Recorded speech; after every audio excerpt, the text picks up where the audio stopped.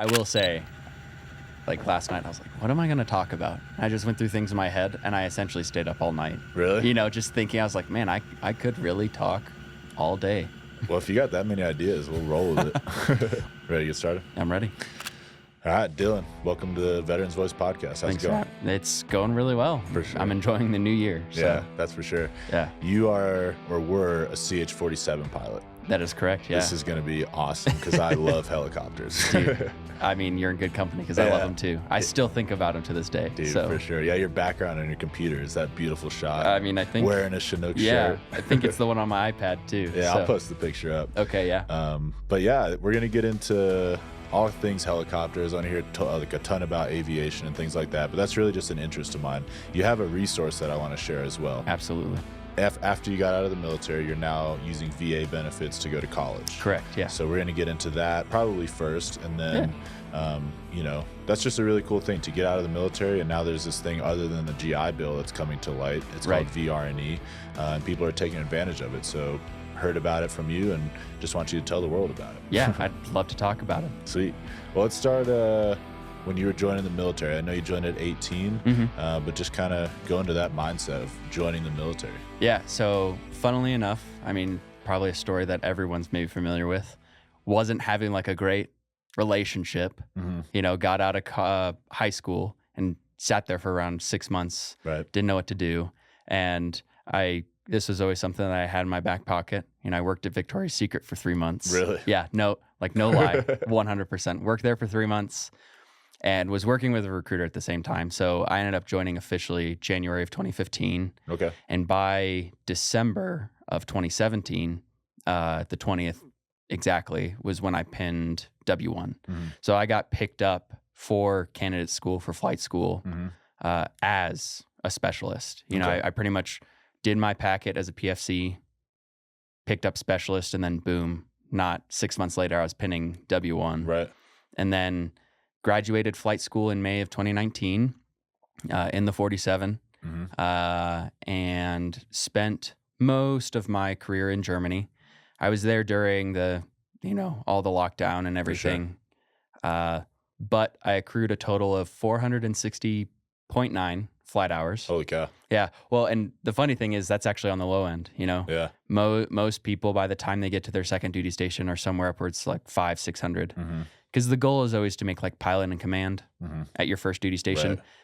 I wasn't so lucky, and I think because of the additional duty that I got and the lockdown, it all kind of futzed with the numbers, so to speak. Okay. But then made it here to Fort Carson, and then after a little bit of, I guess, turbulence, started to see behavioral health.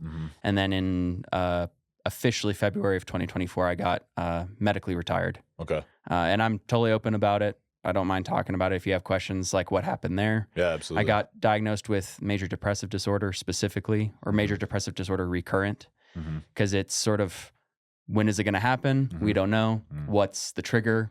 We don't know. It could just sort of happen. And as my providers looked at it, they realized I'd been seeing behavioral health for over 2 years. So from when they checked the original data to when they were seeing me, they're going, oh, so nothing's changed. And that's what ended up getting me medically retired, med boarded, all that jazz. Was they backdated my behavioral health, I guess, history, and saw, oh, nothing's changed. So that's why we're going to get you out. Okay. So you joined super early, right at 18. What was your enlisted job, did you say? So I was actually in 11 Bravo. 11 Bravo. Yeah. Okay. I got up to Alaska when they were still 425 before they became, 11th Airborne again this past year. And I was up there and I said to my leadership, luckily it was just Rear D at the time. And I said, well, I'm going to go be a warrant officer. Like, I'm going to be a pilot. Right. But I have two things that I want to do first. I want to get my EIB, which I did. And I want to at least jump out of everything first. Right. So C-130, 17, I jumped out of 60s and 47s. Cool. And I even got to go to Canada and jump out of a Huey. So that was pretty cool. Was it snowy? It was snowy. So we jumped in February, actually, of, what was it, 17? No, it was 16 or 17. Because we went to an exercise called Arctic Ram. And we actually went up to the Arctic Circle with the Canadians. So, and that was February as well. Dude, so it was cool. negative 60 degrees. That's what I mean. My first exposure to helicopters was jumping out of them too. Like CH-47s, we were just jumping out. And then deploying was in them all the time. Yep. And I just thought it was the coolest thing ever. And that's what so I have a buddy, he's still a first sergeant at Carson. Him and I, he was a squad leader in Alaska. So that's how we know each other. And he says 11 times out of 10, like that's the verbiage he uses. Right. My commanders pretty much want 47s over 60s because it takes pretty much 4 Blackhawks, especially with how they're configured, to do what one Chinook can do. Exactly. And it goes, they're helicopters, they're loud anyways. And a Chinook can also not only carry my guys, but it can carry all my equipment along with them. Yeah. You know, so you got a Chinook, which its max gross weight, and this includes everything it has installed on itself, is 50,000 pounds. Oh, wow. You know, and if you got some of the bulletproofing, I mean, this isn't really like top end stuff. That operating weight's usually around that 28,000 pound range, somewhere up to the 32,000 pound range. So we always have like, you know, 18,000 pounds to work with. Yeah. And doesn't seem like much. It doesn't seem like much, but we have like rough estimates when we do things. And we say typically a paratrooper compared to a regular infantryman is like 250 pounds. Right. So I haven't done the beer math in a while, but 250 times 30, like you still have a lot to work with. And like we could still set down on the ground, throw a bunch of Joes in the back, pick up an artillery piece like a howitzer, a 777, go take it with us, drop the guys and gals, and then they could get to work. And the best part is we can land exactly on the line they need to, all that stuff. So, dude, yeah. I want to get into that, but I want to hear a little bit more about like your enlisted time. Did you join knowing you wanted to go straight to aviation, or did you kind of make a decision because it happened fast? It was really what was fast. That process like? So as I was actually working with my recruiter, my dad was trying to talk to me because my dad was a 47 pilot as well. Oh, okay. Yeah. Oh, I see where this came from. Yeah. it all makes sense. Yeah. So my dad was saying, hey, like street to seat is an option. Right. You don't have to go enlisted.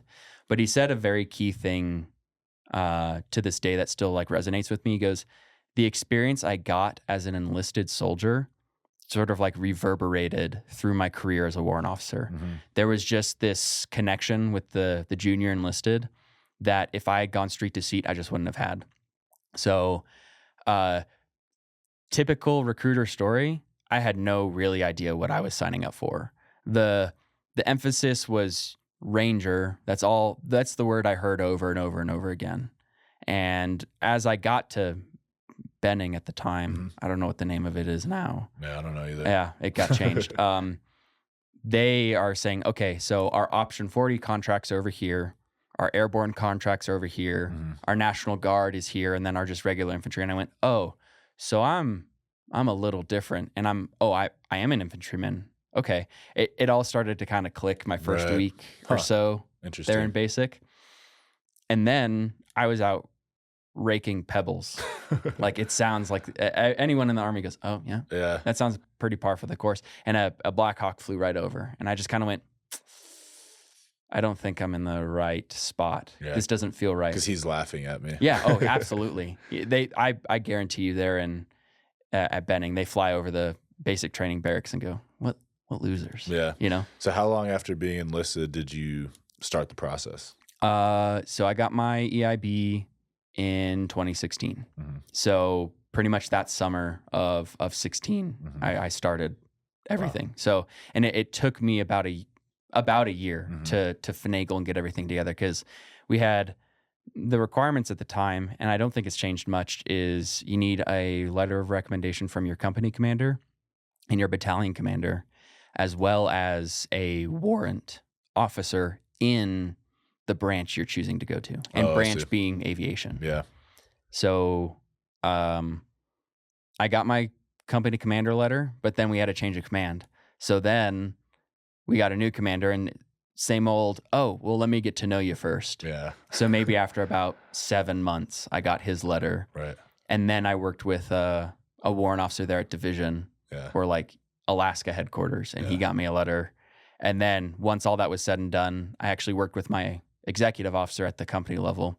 And we typed together a letter just so the lieutenant colonel could just say, yeah, that sounds about right. And he signed it. Yeah, I laughed at that comment because I feel like we've all had that commander that comes in and everyone was waiting on a commander signature for something. And now he's like, well, I got to get to know everyone first. Yep. I was waiting. I'm pretty sure it was like air assault school or something stupid. We got a new commander and then we had to do like a company-wide competition to go to air assault. But like 5 of us already had the slots. That's stupid. Yeah. And so I resonate with that because that's what it was. And so they even, since I had already voiced my concerns about building my packet, they essentially took me out of the normal platoon, like squad lineup. They made me RTO. And they said, well, get your practice on the radio now because you're going to need it. And the funny thing is, I did radio etiquette to the T at the infantry level. And I was starting to say over and things like that when I started aviation. And my instructor pilot legitimately yelled at me. Like, he pulled the aircraft to a hover and was like, what are you doing? Like, I said, well, I'm just radio. He goes, no, this is pilot stuff. Yeah. You're doing something way off the beaten path. And I go, oh, okay. He goes, you're not a cop. Right. You're just a pilot. And I go, oh. Yeah, you're probably doing it like the standard. Yeah, this is me. This is what I want, over. Right. And he's going, what's with the over? Like, stop. You're just having a conversation. Yeah. And the over thing was it was a habit to break. But I spent time as his RTO. We got tagged to play bad guy at NTC, which was terrible. I mean, we sat on a mountain in January and it just rained on us for 30 days straight. Dude, that sounds horrible. Yeah. Well, we're in the distance. We see all the tanks doing whatever they're doing, and we just can kind of come over the radio and tell them. Right. But company commander liked my work, and then he gave me the signature. And when the results came out in July, I said, well, that's that. And by, Halloween, I was in Fort Rucker in Alabama of 2017. And then, like I said, I got pinned my bar on December 20th. So, dude, at least you got an NTC experience. I feel like you didn't experience the Army unless you went to JRTC or NTC at least once. And I went as I was here at Carson. Oh, okay. I got downed officially. And my company commander said, hey, I'm not going to make you go to JRTC. But in my mind, right, at this point, I don't know if I'm ever going to fly again, right? So right. I'm down. It's behavior health. And in aviation, that's something that's always finicky. You never know what's going to happen. Either you're going to get on meds and you're going to be okay, or like what happened to me, they backdate, or they look at you or realize this isn't changing. So then they kick you out. But I said, no, I still want to be useful. I still have maybe not a wealth of knowledge, but I can work with the ground force and I can help them get something, while they're there. So I volunteered to be a liaison for the Stryker Brigade that was going there to JRTC, and boy, howdy. Did you regret it? Well, we're laughing about it now. I mean, we're laughing about it now, right? So, but it made me realize how bad like I was up here. I went into JRTC and I went, no, like, this is okay. I'm with my new friends, my new unit. I get to learn and I get to still impart knowledge to the infantry guys. I get to hang out with them, and maybe I got to do some, Microsoft Office wizardry with PowerPoint, but I got to work with some of the French Canadians, which that was an experience. Cool. And all these things, but all the work we were doing on that like brigade staff level just wasn't for me. Yeah. And I was getting maybe 2-3 hours of sleep a night when they were only giving us maybe like an opportunity to catch 6. Right. So I'm staying up most of the night, and then I'm going back to work, and my mental state was just degrading heavily. And I mean, if any of the guys I worked with at Carson like see this podcast or whatnot, that was one of the things that kind of really cemented me kind of as the depressed kid. Yeah. Which kind of was its own thing. I think we talked about this a little bit before, was like, sadly, as I was med boarding, that was all they saw was the kid or the guy who was depressed, because they would come into a room and that's what they would be hearing me talk about. And I was just like, well, And that was part of like this whole going to college thing that has actually been a nice experience. Is I can be more than just the depressed guy in the corner. I can be still like the guy who likes helicopters. Right. You know, the guy who has other ambitions. Have a personality. I have a personality besides being depressed. You know? Well, yeah, let's get into that a little bit because I relate. You know, I spent 13 years in. I got medically retired to major depressive disorder. I forget what they put all the labels on. Yeah, it, but it was. I relate. Like I spent the last year and a half of my career in an office at a desk, and up until that point, I had been a ground guy for my entire 12-year career. Yeah. So how did you go from like that happy personality that you were like when you join, when you become a pilot, like all these exciting things are happening? Because I relate, you know, I was graduating this school, coming home from this deployment, and I'll answer after you, but how did you flip-flop? What happened and how do you think the shift happened? Oh gosh, that's something that I think I've been trying to think about just even to this day. Like when did the problems sort of start, or what caused the shift? Because even as an infantryman, all the guys I worked with were like, you're too happy to be here. You need to go do something else. Because I would come to work 5:30 in the morning with a smile on my face and they're going, this is, and then as they would talk to me, they go, okay, yeah, not only do you have too much positive mental attitude, but like you're smart too. So we want you to go be a pilot. We want you to do something. And I went through flight school. Flight school, I think itself, I maybe noticed a few things. You know, I would maybe have a weekend where I was really burnt out. I wouldn't do a whole lot, maybe just sleep a little bit more. But at that time, it's, you know, it's school. I'm waking up at 7 a.m., I'm going to class, or I'm waking up at 4 a.m. or 3 a.m., going to the flight line, then going to class afterwards, or flip-flopped. So my days are ending at, you know, 6, 7, 8 p.m. And then I'm just waking up and doing it again. So I'm going, yeah, of course I'm going to be burnt out. These are long days. When I get to the unit, it'll be better.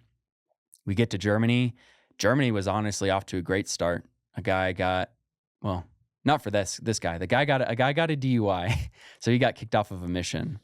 And I was in a position where I was able to go as long as I was with an instructor pilot. So I flew all the way down to Pisa. Oh, like cool. we flew around Austria because the weather was so bad and everything. Dude, what an experience. Oh, dude, it was crazy because we were constantly watching the weather and everything. But, you know, I'm doing what I've always wanted to do. I'm flying at 4,000 feet, 10,000 feet. I have photos of me flying through Austria, mountains on both sides. Like it feels like something from Lord of the Rings or whatever. Yeah, for sure. And I'm getting back from that trip. I'm not really noticing anything. I even went to Cyprus for a little bit. Flew there, had a great time, threw some trash cans at some people's windows by accident. All that, you know, because the Chinook just throws everything when it lands. Right. And then I think that's maybe where I can pinpoint it, was like the whole lockdown thing, you know, because I got a little unlucky because I broke my teeth when I was a kid. And so I had some of that stuff kind of rear its ugly head. So I had to go get some dental surgeries while I was in Germany. And during the whole lockdown thing, that was a real challenging thing to get dental work done because people were very scared of germs and you have your mouth open and all these things. And they're like, I don't want to work on teeth. It's like, well, you do it for a living. Well, I don't want to. So I was having some teeth issues. So I did have to cancel a few flights here and there, but it wasn't something so egregious. But the matter of the fact was, even us in the Army, we weren't going to work. Like we were getting email blasts, trying to do sort of like the whole concept of daily questions was something that was embedded in an aviator because you did it in flight school. Every day you came to class with your instructor pilot, you had questions you did the night before, so you can talk about what you're going to do that next day. Like how does the aircraft work, or how does flying in the air work? What are some of the rules of the air and stuff like that? And so we kind of got into this, I guess, pattern or like habit of waking up in the morning, going to my computer, doing daily questions, and then just hanging out, kind of doing nothing, just maybe studying. And then we weren't even doing field exercises, nothing. So I'm, in my mind, my dad was actually stationed in Germany also when he was in the same unit that I was in. You know, he was there in the 80s. I was there in the almost 2020s. And he's talking about, oh yeah, like there's the Berlin Wall, and we were doing like nuclear sortie missions, and we were working with the other Chinook unit that was here, and oh, we flew with the Italians in the Netherlands, and I'm sitting essentially in my German apartment. Nothing's happening. Yeah. And I think that probably kind of started the slow spiral. Yeah. And there were many times where once the speed picked up, everyone felt like they needed to catch up. Because the way the Army looks at flying hours is if you don't fly them all, you lose them next year. So we did a lot of catch up, and we were burning ourselves out very, very quickly. And I think we talked about, if everyone in your unit is an aviator and they have to be looked at for promotion, how do they differentiate the aviators? Well, they give them a secondary job, and mine sadly was supply. Oh, okay. Which tends to essentially like take over that individual's life, which it did. Yeah.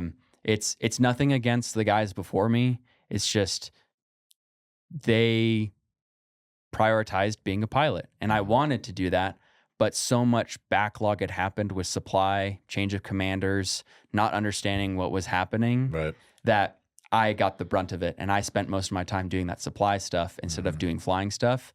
And so my peers around me were starting to surpass me. So this whole like comparison game, I think, started to derail me even further. Right. And there were days where I, just whole weekends where I wasn't sleeping, and I would have to come in on Monday and try and fly. And I'm going to my commander in tears going like, sir, I didn't sleep for 48 hours. I don't know what to do. Yeah. He's going, we'll get someone else to fly. Don't worry. Like go home. Right. And all these. And then we were actually in Poland in 22 when everything started over there in Eastern Europe. Oh, wow. So we were there. Again, I'm not going too high side with it because I can at least say that. But we were there just in case, right? Yeah. But I got put on nights, and there was no flying during the night because the very explicit rule was we fly during the day right now to make it look like we're just doing normal civilian style training here in Poland. We don't want to raise any eyebrows or anything. So almost no flying was happening at night. So I'm just sitting there in a tent in Poland in the winter. Dang. Like just at that point I was just, playing video games because like I didn't know what to do. I'm planning missions for people to fly the next day. And when I get an opportunity to fly, I'm so burnt out, I give it to other people. And then that sent me to behavioral health, like legitimately. And then I was pretty much like not given a down slip, but told by my commander, hey, you're just not going to fly. And because of that, I have to send you back to Germany because I cannot be telling a 3-star general that I'm down one aircraft. We got to get someone else out here kind of deal. And then so I went home, PCS to Carson, and I said, okay, new leaf. Like everything's going to be great. I'm back in the States. I'm back with my wife. This is going to be great. And then we started to plan missions, and the spiraling effect almost like restarted. And I don't even remember what caused it. And then boom, boom, boom. By that June, I got officially diagnosed. And then within 8 months? Yeah.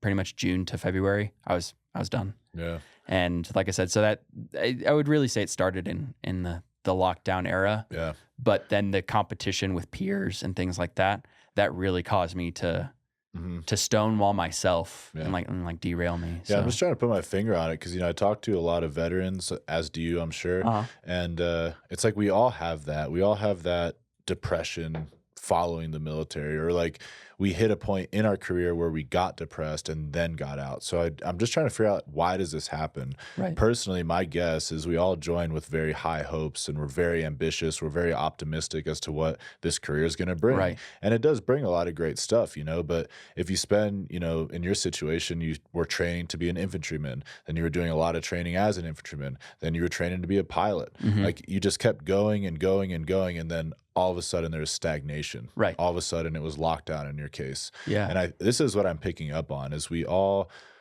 just hit this ramp so fast, when we join the military, and then at some point in our career, the brakes come on and we don't have control. Right. It's like someone turned our brakes on for us, and we're forced to slow down. We're forced to sit behind a desk. We're forced to do something that we didn't join to do. Right. In your case, fly. And yeah, I relate to that because that's exactly what happened to me. I was EOD first. That was a year and some change of training. Right. Then I was Special Forces. That was 3 years of training. Yeah. In between that was deployments and more training. As soon as I made E7, I was right behind a desk, and it was like those 12 years of momentum just collapsed on me. Right. And I didn't know what to do with it. You just hit a big brick wall. Yeah, exactly, dude. So I'm just trying to talk about it because I think talking about it brings light to it. Because we're all feeling depressed. We all have this anxiety, like, I didn't do as much as I wanted to. Right. Like, I feel like every veteran is saying that. So I'm just trying to, we didn't know what we were going to get when we joined. We had massive ambitions and massive goals. And just because maybe you didn't do everything you thought you'd do as a soldier doesn't mean you still didn't have a pretty awesome career. Because, like, I'm listening to your stories, and I'm like, dude, tell me more. Yeah. And then I have a ton of stories. So it's like, we just got to make the best of what we had, Well, and you talking about it that way, I think eases my conscience a little, right? Because as I mentioned, just, a couple minutes ago, there was those guys that said, oh, well, he's just the depressed one, right? And that's all they knew me as. And when I went to another individual, I said, hey, like, this is all they see. And they said, well, that's all you talk about. And it kind of struck a chord with me, and I got angry because I said, well, like, what am I supposed to do? Not talk about it? Because if I don't talk about it, at least in a controlled manner, there's going to be someone out there that maybe does also want to get some help, but they see how you've now reacted to me. Right. And now they don't want to seek help because they're going to be almost shunned. Right. And then you talk about the great ambitions, right? I got picked up in 2017 and my command came to me and said, well, we're actually supposed to deploy, here within the next 3-4 months, or at least start sending the advanced party kind of deal. It's like either you go to flight school or you deploy. And I said, so can you hold my spot for flight school? Like, because obviously these guys hold like a dear place in my heart. The last thing I want is to not go with them. And they said, well, you can reapply. And I went, whoa, that's not what I asked. Right. I said, can you hold my spot? And they said, no, we can't guarantee. And I said, I talked to my dad. I talked to a couple other people, and they said, man, that flight school thing, that doesn't come along for everyone. So I would take that opportunity. And I said, okay, so I did. And that's just one of those things. And I talked with a couple of my buddies about it. And they said, this is one of those things that I kind of have to get over because they deployed and they came back with 5 or 6 less people. I think one of them was a Green Beret. So that's why I say 6. And I say, there's no guarantee that me going would have made a difference, right? But that's still something that weighs on my conscience. And then leaving out of flight school, I had put Carson as my number 1 because I had got a look at the patch chart and I knew that they were going. And I said, this is my chance, that ambition, right? Yeah. I said, cool. I missed out on 2017. I'll get to go with Carson and things will be great. By the time we come back, I'll be pilot in command. My career will be on the path I need it to be. Well, someone made some phone calls because they wanted Carson and they got it. Yeah. And so I went to Germany. I wouldn't trade my German experience though for the world. Yeah. Do I wish it had been not on lockdown? Yes. But I still got great opportunities. Like I said, I got to fly through Austria. I got to fly in Bulgaria. I got to fly in Italy. I got to, fly all around Germany. I got to fly across the English Channel like 2 or 3 times. Funnily enough, like we flew across it and then we're told to turn around, Right. But still, like those opportunities, I wouldn't trade for the world. For sure. But still those ambitions, right? Because if any other pilot is watching or listening to the podcast, they've probably heard me say PIC many times. Like I got out as a pilot. I didn't make pilot in command. So you get out of flight school, you're a pilot. Your goal is to become pilot in command so you can be in charge of the aircraft. Right. You get 50 hours or more, and then you get your track. That track being instructor, maintenance, aviation safety, or aviation mission survivability. And so I didn't make it to PC. And that's one of those things that in my head is just going to kind of be an ambition that I just never got. And it was almost, I guess, ironic, because I was here at Carson, and 2 of the instructor pilots took me out and they said, "Hey, before we go, give me a quick class on the engine." And I sat down, talked like, tip to butt about the engine. They went, "Wow, okay, you have a wealth of knowledge and you understand what you're talking about.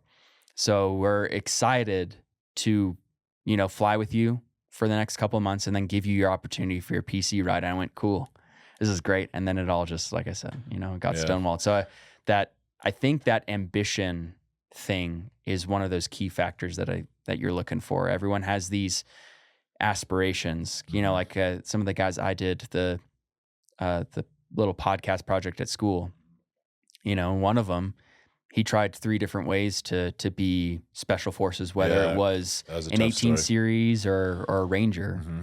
And like those ambitions were just stonewalled left and right. Yeah. And that messes with you, especially as a dude. For sure. Like your profession is kind of your personality. Oh yeah, absolutely. Yeah. It's like instilled in you in basic training, these to the left and your right are your brothers, but these are also your competition. And it's like literally from day one, there's this kind of enmeshed relationship between these are my buddies and these are my competition. Right. And you kind of just run with that your whole career, at least in my experience. But yeah, you're always just chasing that next rank, that next job, that next school, that next deployment. And I feel like no matter when you get out, you're always going to feel like you could have kept going. Because I've talked to 30-year sergeant majors, and they're like, "Well, I was about to go take command at this." But I'm like, "Are you serious?" Like you just want to keep going. Yeah. And like, it's a good thing. Like you need that drive, you need that ambition, but, to an extent, like you drive yourself with a broken body and tough living conditions. Like it's a tough career in the military. And to not understand like when enough is a tough thing to really comprehend. And that's, so Athena, my wife, regularly says, she's like, "Look what you have to sort of like show for that." Right. I said, I tell her how cool jumping out of planes was and how cool flying was. And she goes, "Yeah, but look at you. Like you go to bed and your arms fall asleep. You have trouble bending over and putting your shoes on. Like it doesn't always show, but I have issues in like my lower back, hips, knees, and ankles. Every morning I wake up and they're snapping, popping, cracking, all these different things." If I could have one number, it would be how many miles I've walked under a rucksack. Right. I just want to know the number. Yeah, that's all I want, because I couldn't tell you. I mean, every time in Alaska specifically, right? It's, "Oh, we're going to the field." I said, "Oh, cool. I've always heard about this. Like we're gonna hop in a truck." And I said, "No, we're walking." Yeah. So you walk across and you walk up a mountain and it's snowy. And you're going, what am I doing? Right. Yeah. Yeah. USAA is celebrating over 100 years of service to our military community. In 1922, it was a group of soldiers that started USAA to insure each other's vehicles when no one else would. Since then, USAA has grown to over 13 million members strong, and through it all, one thing has remained. USAA is still serving the military community and their families. With their launch of Face the Fight Coalition to counter veteran suicide, we are proud to have USAA as a sponsor of the Veterans Voice podcast. Let's I want to hear about flight school real quick. Yeah. I'm kind of getting fascinated. I have a few friends who are drummers. Yeah. And they explain to me like, because everything's in like quarter notes, half notes, whole notes, right. 16th notes if you're really like hitting a hi-hat. But like they split their body into quadrants, and it's like each limb is doing its own thing to a certain pattern. And then you kind of cross those quadrants. So you're running like your right arm with your left leg in sync with your left arm with your right leg. And I don't understand it. I've never learned a skill that uses many limbs like that. Right. So flying a helicopter, it's very similar, right? Correct. So how much is going on up there? So within the helicopter, especially modern day ones, they're all pretty much hydraulically powered. So you're not going to get sort of really any movement in your flight controls unless you have hydraulic power, especially in a Chinook, because each blade alone weighs 300 pounds. Jeez. And then the transmission weighs another 900 to 1,000, if not more. So you essentially got a whole ton over your head. and you got to move these controls. So there's all these push-pull tubes and everything. And the way it's designed, especially in a Chinook, is they're all pretty much interlinked. And there's all these different bell cranks and mixing units and things like that to ensure that all the controls are moving in unison to make sure the lifting surfaces are moving correctly. So the way the cyclic works is it moves one blade at a time individually.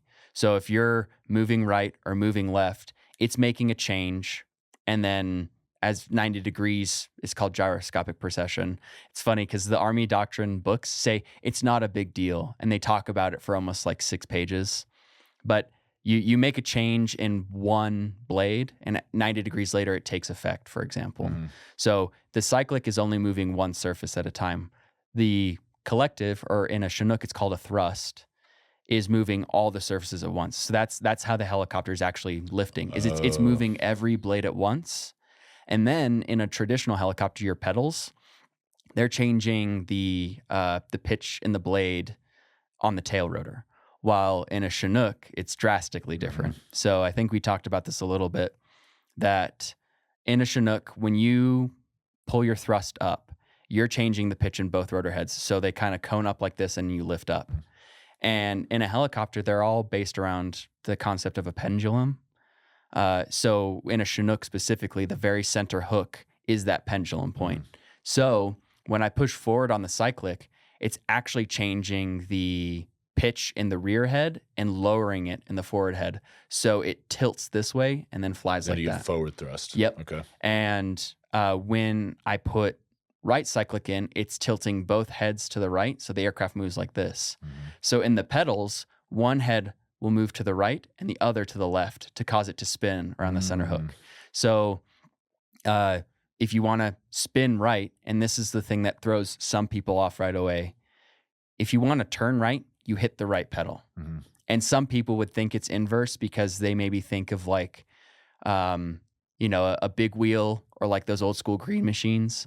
I put the right pedal forward and so I'll turn left. But in reality, when you hit the right pedal, you turn right. Okay. And you spin sort of like a tank turret. Yeah, I see it. Yeah. Huh. Yeah, exactly like a tank. You're pivoting right off the center, but by moving the outermost parts of the tank. Yeah. And so in a normal helicopter, when you're hitting the pedals, it's changing it in the tail rotor. So you're still spinning around the center. But like I said, in a Chinook, it's tilting the heads these opposite directions to cause it to spin perfectly around the center. Because back to your original question about this whole like doing multiple things at once, right? Yeah. When picking the helicopter up, it responds very, very like finely to any sort of movement, because it goes back to that you're slinging thousands of pounds over your head. So just a small little touch is setting multiple hundreds of pounds out of center of gravity. So that thing's going to shift back and forth very, very easily.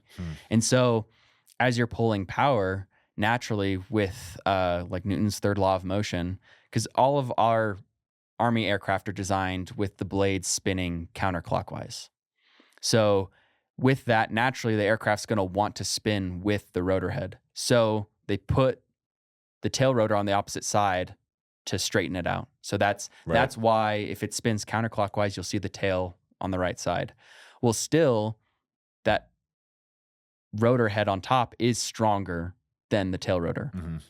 So as you pull in power, the aircraft's going to naturally like twist to the left at least a little bit. So you just put in a little bit of pedal, straighten it out. And then as you pick the aircraft up with things to compensate for like what are called dissymmetry of lift and a couple other aerodynamic tendencies, you almost always put in a little bit of rear left cyclic, except for in a Chinook. Because again, they have their rotor heads spin opposite directions. So it kind of counteracts itself naturally. So there's just a little bit of play forward and back. And we have ground limitations to make sure we don't break anything. But it is really just a fine motor skill kind of movement, like put in a little bit of power, put in a little bit of pedal, put in a little bit of cyclic, kind of do all these things. And I did say that, I think a little bit incorrectly, because it has been a long time since I've flown a single rotor helicopter.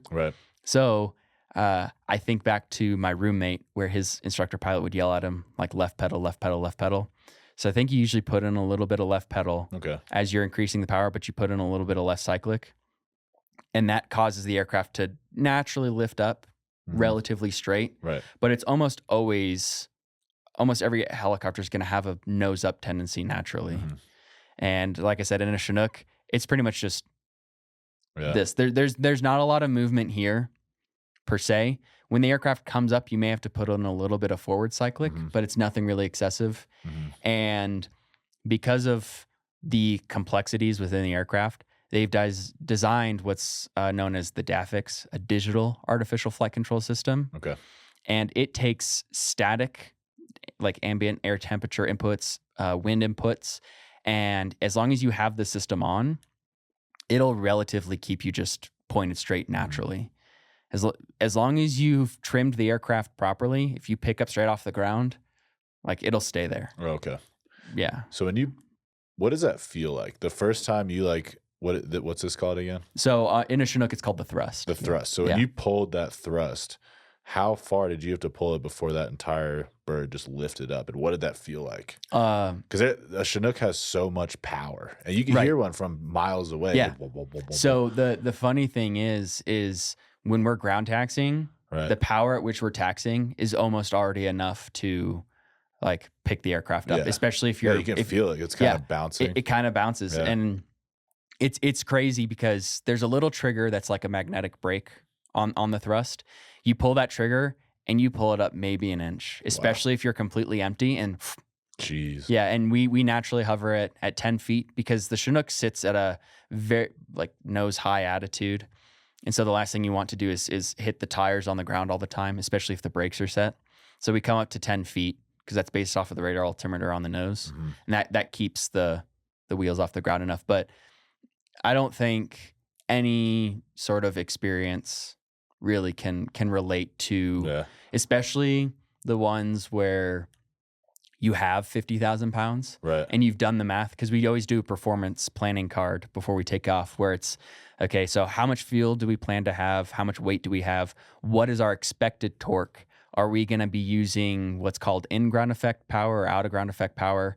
Because if we don't have out-of-ground effect power, that means there's a lot of maneuvers we can't do, you know, and we got to be extra careful if we're going into these situations and things like that. So we have to know our best single engine airspeed. So if we lose an engine, we can maintain that airspeed so we can come out of any situation. Oh, I see. Yeah, for safety reasons and things like that. But you do your performance planning card and you're going, okay, so we're taking off at 50,000 pounds and we're going to pick up the aircraft. The way it's calculated is strange. When you have both engines available, you have 100% torque. Right. But if you're on single engine, you get 123%. And the reason it's limited is you're now limited by the transmission itself. Like it can't spin that fast. Okay. You know? So obviously emergency situation, if you're at one engine and you're about to hit the ground, pull whatever your armpit can, as far as you can go, you know? But the 123 is for safety and longevity of the components and to ensure that we obviously don't break anything. But when you do the math and you go, okay, so I can pick up 50,000 pounds with 98% torque. Right. And so you're just slowly, again, those fine motor skills, slowly inching. And you get to about that 97%. You're going, okay, if we hit 100%, you know, that's it. Because maybe you didn't get the temperature right. You know, you calculated it based off of what the weather said, but you get outside and it's warmer than you initially intended.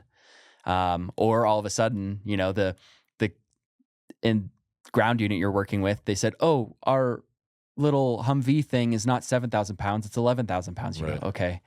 So then we pick but still you're just slowly. And then once you get 50,000 pounds off the ground, it feels as if like, you know, you're picking up a piece of paper. Right. Like that's legitimately all these hydraulic electrical components are doing all the work for you. And so when you get that 50,000 pounds off the ground, it just feels like you're picking up a piece of paper. Yeah. Now, obviously you're looking at the numbers and you're going, oh my gosh, this is really heavy. And if we don't have enough runway or enough area to pick up the airspeed, like we're not getting out of here kind of thing. Interesting. Because that's something that the Apaches run into a lot is, and sometimes the Blackhawks, but not so much, is like an Apache will load themselves up with a bunch of bullets, a bunch of rockets or whatever. If they don't have like the runway, because that happened to a couple buddies of mine, they were going to NTC and they were in Arizona and it was the summer. And because it was really, really hot, like based on performance planning, some of the Chinook guys were talking to the Apache pilots and said, hey, make sure you use the whole runway because we understand based off of mission briefings, like you guys are you're going to struggle. So you need as much airspeed as you can before the end of the runway or else you're going to need to burn off some fuel and then make your trip. And I see.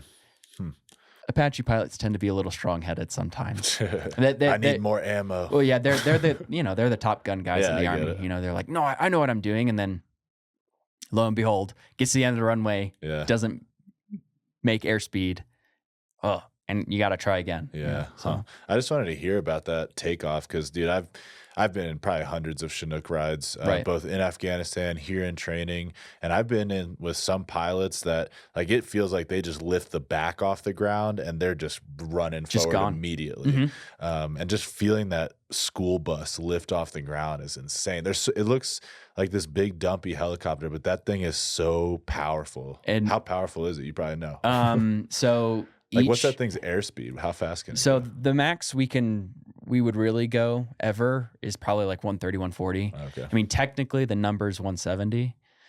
Hopefully someone doesn't like yell at me for that because I think that's correct. Because I haven't thought about like my limits or emergency procedures in obviously like 2 years. Fast. Yeah, but fast. So 170 knots, which is well over 200 miles an hour.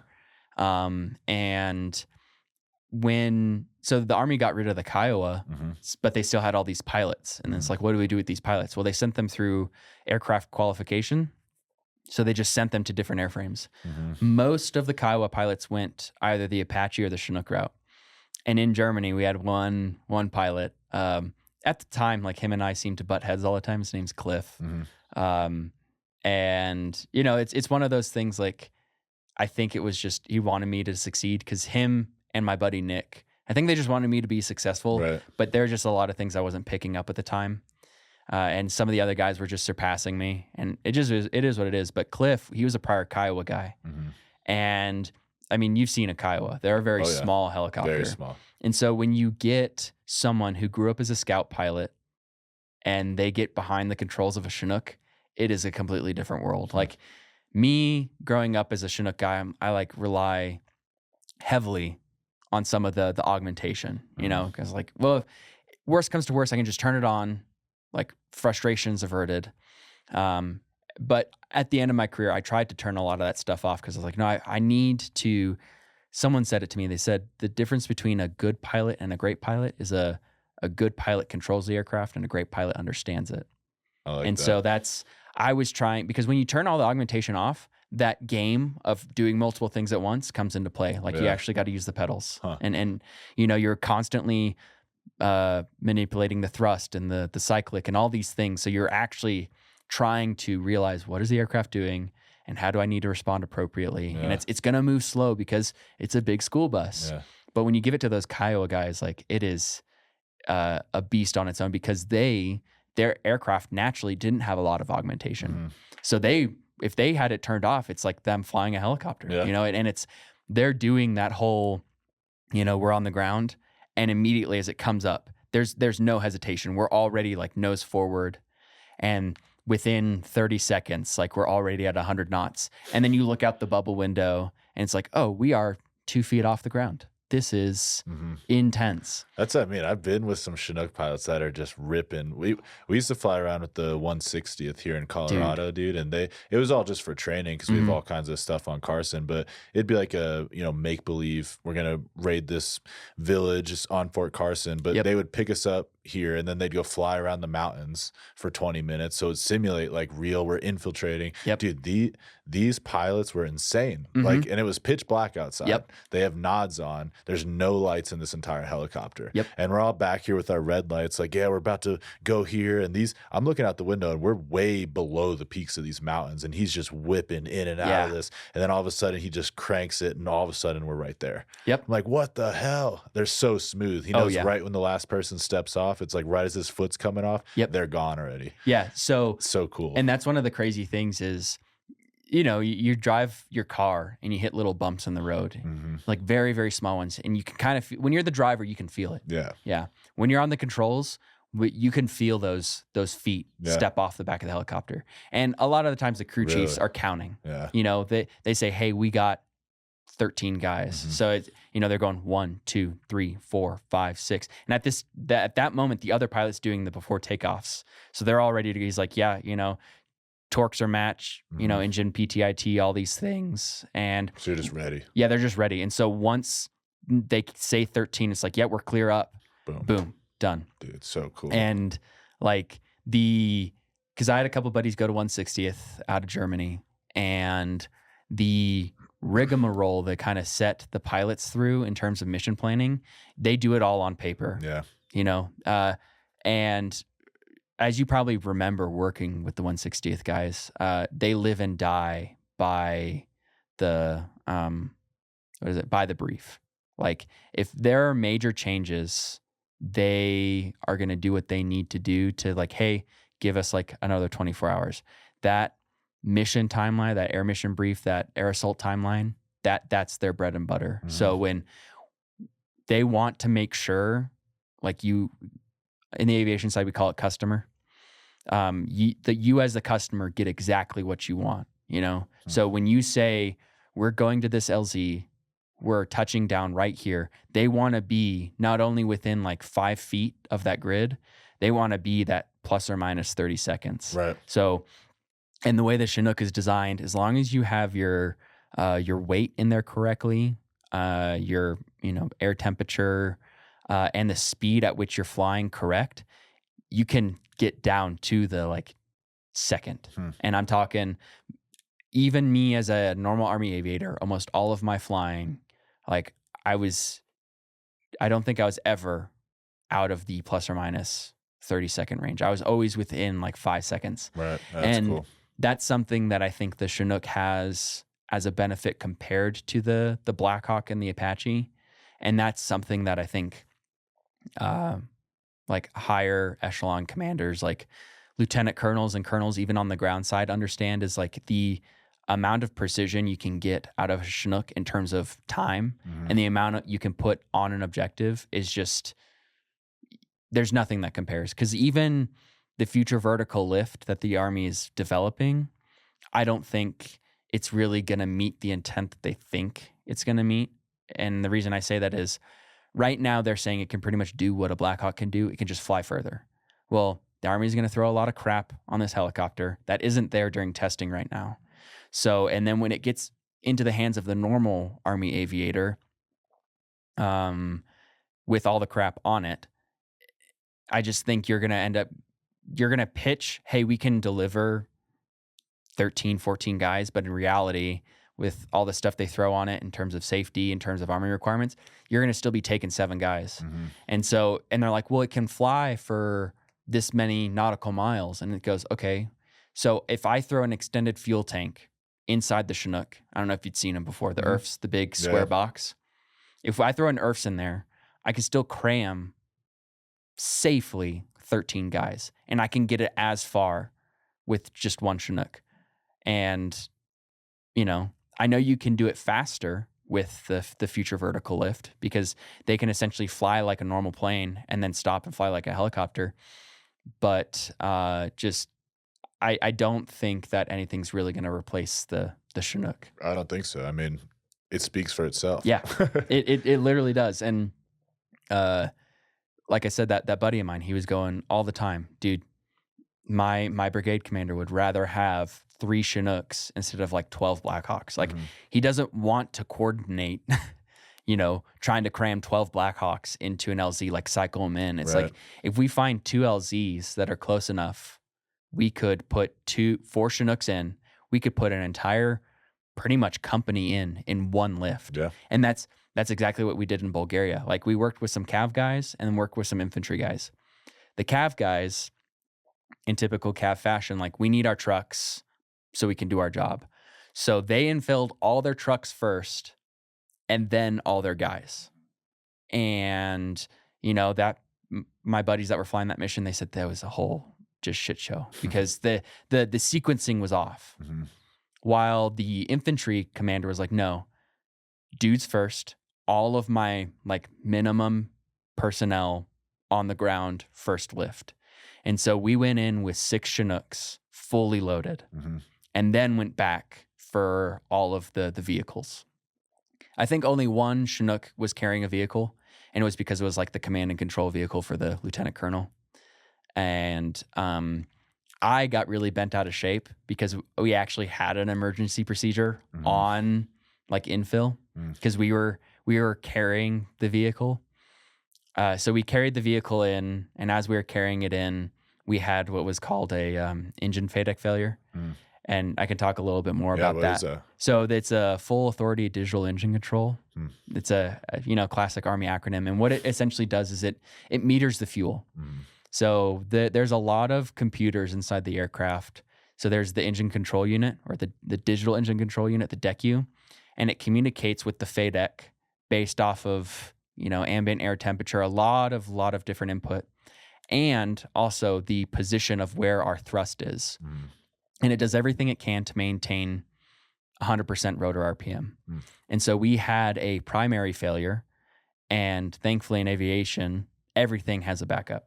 So the system just went into reversionary, which when it comes to metering fuel, the primary system is doing this to meter the fuel, and the reversionary is maybe like a step or 2 behind, but it's just shadowing it to ensure that if the primary fails, the fuel state is still at a proper position, so it doesn't overflow or overflood the engines and cause a big spike in RPM and all these different things. So we had a primary failure. I pull out my checklist, and then luckily I was with the senior maintenance guy. And he goes, hey man, hold on. Like, put the checklist down. Let's finish getting the sling load on the ground. This isn't going to kill us. Let's get the guys off, and let's diagnose it on our way out, or as they're getting off before you do your before takeoffs. And I'm diagnosing it, and I said, cool. So what I just had to do the rest of the time was we had like a little switch on the upper control panel, and I essentially just had to manually meter the fuel for the appropriate engine as we climbed up, went out and whatnot. But the reason I got upset is I planned this whole mission and I briefed it to the whole battalion and everything. And I think it was supposed to be 7 hours of flight time, and I flew for an hour and a half. Oh, wow. But back to that, like, we flew all the infantry guys in. And so by the time the problem occurred, I was able to dip out, and it didn't affect the mission at all. While for the Cav guys, it would have been the reverse, right? Like, they got all of their equipment there, and so now they need all their people to facilitate said equipment.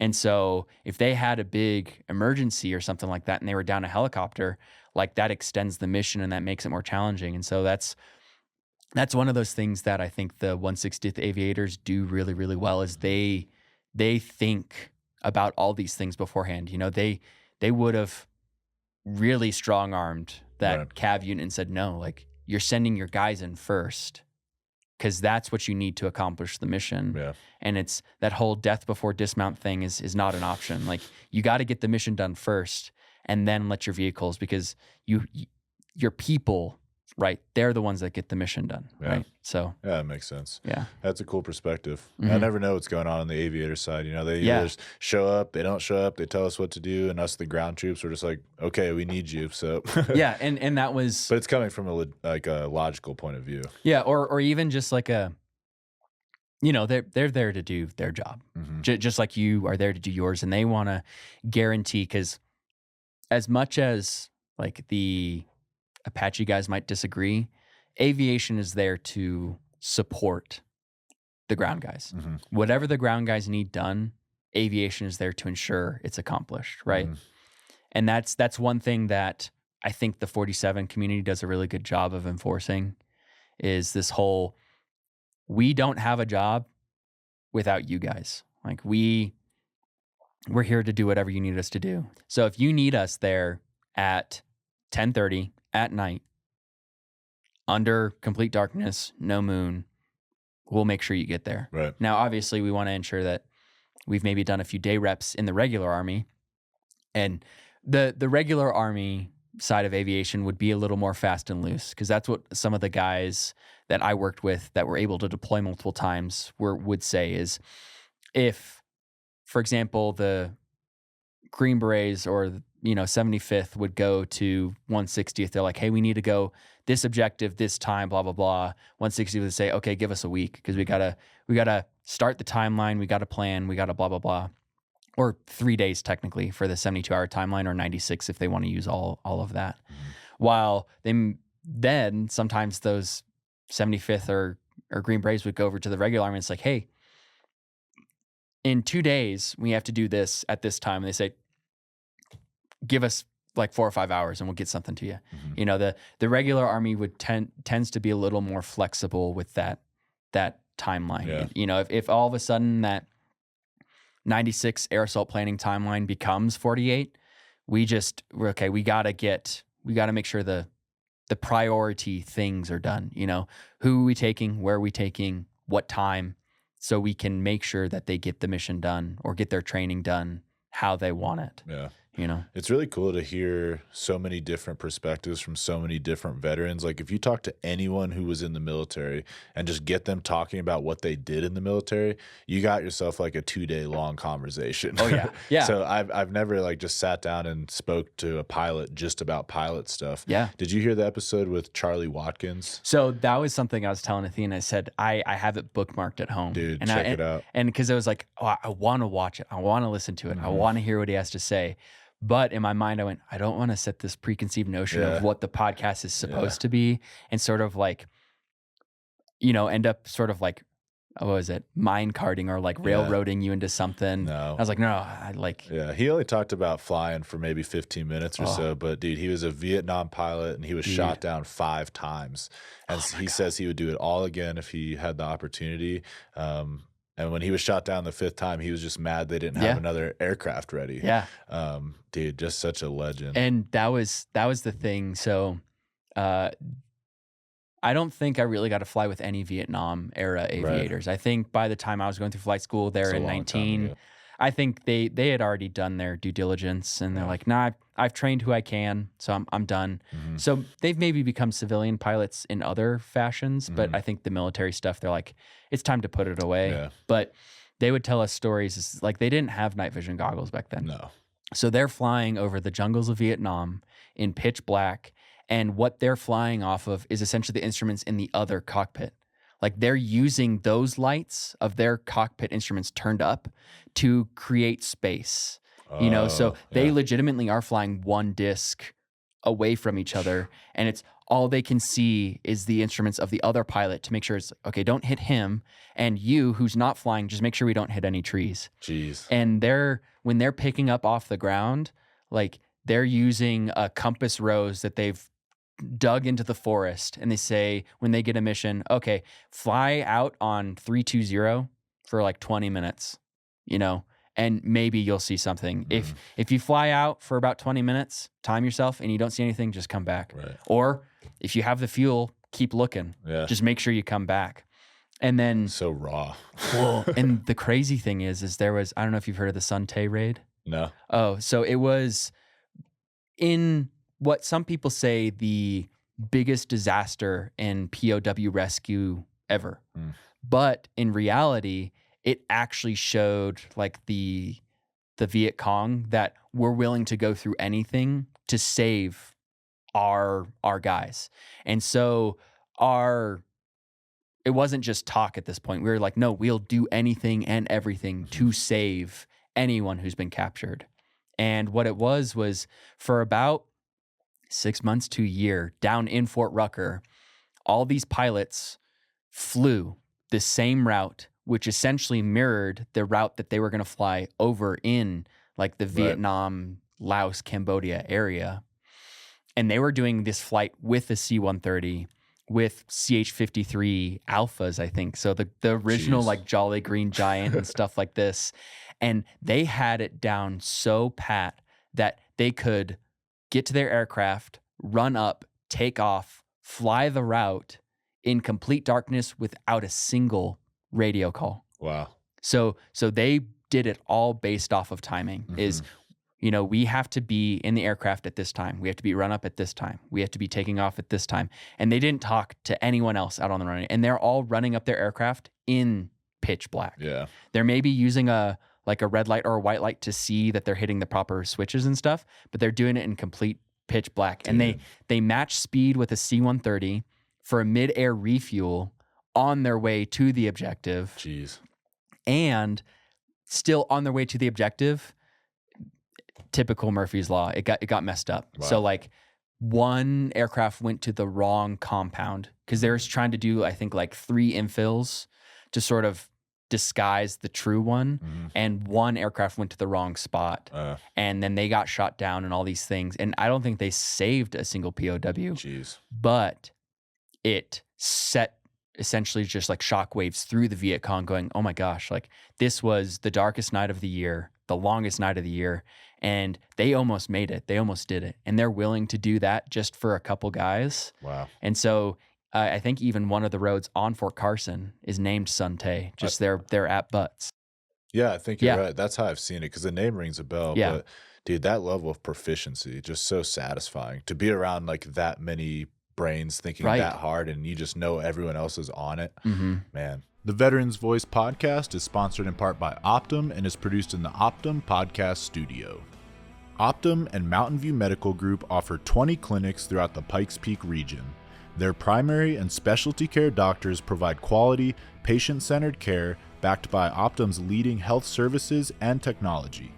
They are dedicated to helping our community live healthier while keeping care affordable. Visit optum.com/Colorado today for more information. Yeah, I want to sidetrack a little bit because you mentioned him a few times, but I wanted to ask you about your father. Yeah. You said he was a CH-47 pilot, but it sounds like he's had a lot of influence on you in your life. So let's just hear about him a little bit. And I bet, because Athena wanted to listen to this after the fact. And she goes, oh, great. He's going to talk about it. No, I love my dad. It sounds like it. Yeah, but I definitely for a while there was kind of chasing his coattails, like without a doubt. But he joined right there in the 80s, actually as enlisted as well. He actually was originally going to be a Huey maintainer. And when he got to, I think it was Eustis still, they showed him the Chinook and they said, actually, you're working on that. So he was turning wrenches on Chinooks first. Cool. And then when he got to Fort Campbell, he was actually there when 160th was founded. So he's not considered a founding member. He's considered a plank member, but he was there as a flight engineer in Campbell. And I mean, technically he was in Korea first. He was a flight engineer as a PFC, which in this modern day is completely unheard of. Flight engineers at this point are like pretty much sergeants or almost sergeants kind of thing. But my dad got to 160th there in Campbell. And almost like you, right, wanted to go to air assault school because he actually wanted to put in his flight packet. But his battalion commander said, I will not sign anyone's packet to flight school unless they're air assault qualified. My dad went in. He was a walk-on. Some guy got kicked out. My dad stepped in and zero failure, like finished it. Came in, sweaty uniform. Once he graduated, finished his 12-mile ruck and went, boom, commander, sign my packet. He went to flight school, and he was actually flying C pluses. So the Chinook went A, B, C, I think Super C, C plus, D, and then F. And the 160th, they technically fly a Golf, and the British, they have a Echo model, which the Echo model is like a modified Delta. So it has steam gauges and like a glass cockpit. It's like half and half, while the Golf model is a modified Fox that has a full glass cockpit. So, you know, you saw those big screens or whatever. Yeah. The Delta model was all steam gauges. And then the C's, C pluses, they were modified in their own different ways with either like different blades or things like that. So my dad flew like 3 different types of aircraft in flight school. And when he got to Big Windy in the 80s, they had only Ds. So he was flying Delta models. And yeah, he flew in Germany with Big Windy and at the time the Cyclones. And he alternated between those two like 3 times. So he was in Germany for 9 years because that's where he met my mom. That's where my brother and sister were born. And then he came back to the U.S. and he went over to Hercules in Georgia. And that's where I was born. And that's when he actually ended up in Haiti. He was actually also in Desert Storm as well. So he experienced that. He was there during Black Hawk Down. Wow. And then after Georgia, went up to Alaska, flew like the high altitude rescue team there on Mount McKinley. That's a cool job, I'm sure. Yeah. He has some really cool pictures of him at like almost like 18,000 feet. Jeez. Almost. Yeah. And it's the radar altimeter, you know, I mean, he's maybe like a couple feet off the ground, but based off of barometric altitude, he's almost in Class A airspace, like where the airliners are flying. Dude, just barely any air to grab onto. Oh yeah, he has a full-on oxygen mask. He remembers doing a re-enlistment with someone. They got like 6 different layers on. They got a flag out there. You can see their oxygen tanks, everything. Cool. And then after that, he got his job at Fort Rucker to be an instructor pilot for a little bit, and then that's where he retired. So then once he was retiring out of the Army, they said, hey, where do you want to go? And he picked Colorado. Nice. So I spent most of my childhood here, at least the childhood that I remember. But growing up, I actually was telling my grandfather, I said, you know, I'm going to fly F-22s because they were really big in the early 2000s. I would see them fly all of the time here in Colorado. But aviation really like was through my grandfather and my dad, because my grandfather was a private pilot. I don't think he really did anything more than that. My dad went full tilt with flying. I mean, he's still flying to this day. Oh, wow. The civilian medevac helicopter, they're up at Sky Ridge on the south side. Yeah, that's the one that he flies. Nice. So, that as I was getting up in age, I told myself, you know, I'm going to join the Army. I at least knew that. And it was only after I started to sign the paperwork and I was on my way to become an infantryman that he really sort of emphasized, you know, there are better things than being an infantryman. I just want you to know that. You know, there are opportunities that'll set you up better. And that's, I think, in itself where the aviation bug really sort of like got me, was the future opportunities.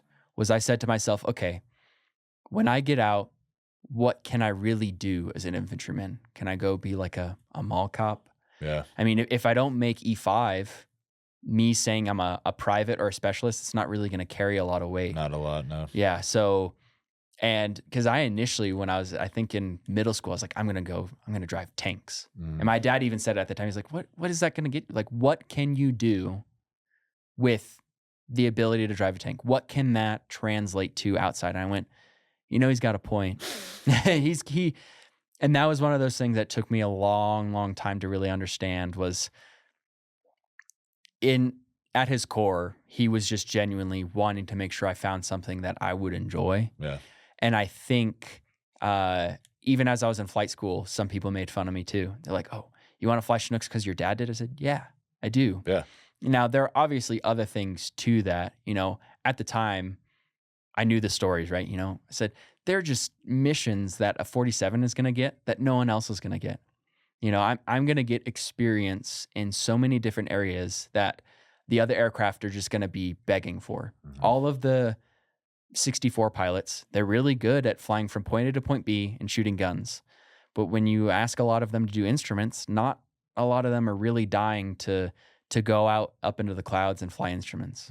It's just the nature of it. The Blackhawks, they want to do everything a Chinook can do. A Chinook can just do them better. And a lot of people say, well, Blackhawks are smaller. Not by a lot. Like rotor disc width-wise, it's the same. Like it's 60 feet wide. But we may be 100 feet long. They're like 80. Yeah. So they're going to be landing in almost the exact same areas that we are. Yeah. So, and it's just one of those things too. My flight school class got really lucky. We had 50 students and almost all of them were active duty.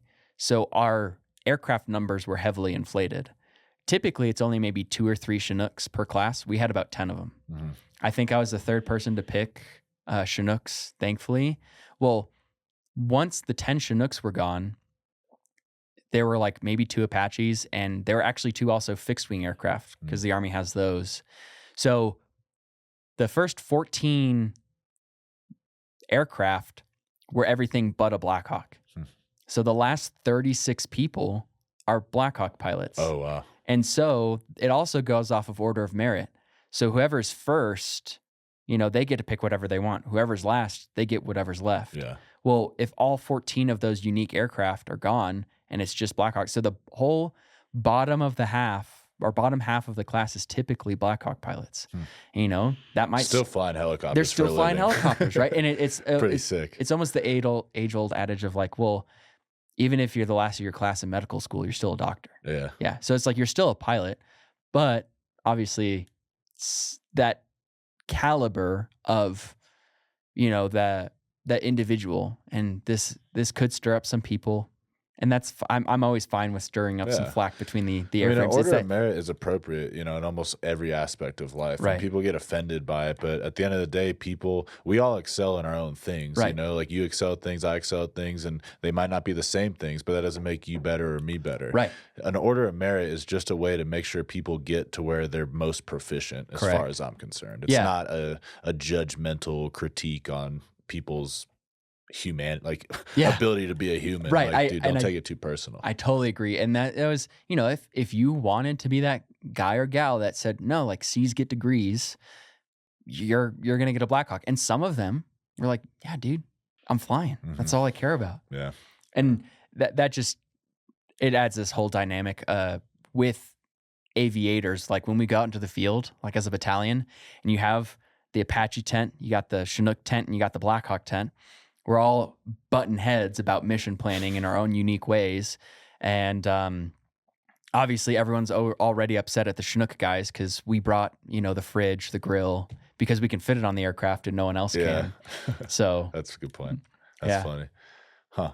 But yeah, so that's kind of where, and that in itself too, that sort of almost like smart but nonchalantness from my dad growing up, I really saw that emanated in the Chinook community. Like anytime I would interact with any other Chinook aviator, I was like, this guy has a pretty solid head on his shoulders, or gal. Like there's a reason the top of the class is Chinook pilots typically, because they usually are the smartest. Okay. And there's just a level of drive and professionalism from Chinook aviators because there's only typically 2 of them, right, per class. So they do everything they can to strive to be the best, to be the smartest, so they can get that Chinook. Yeah. And that sometimes that brazen attitude does leak out.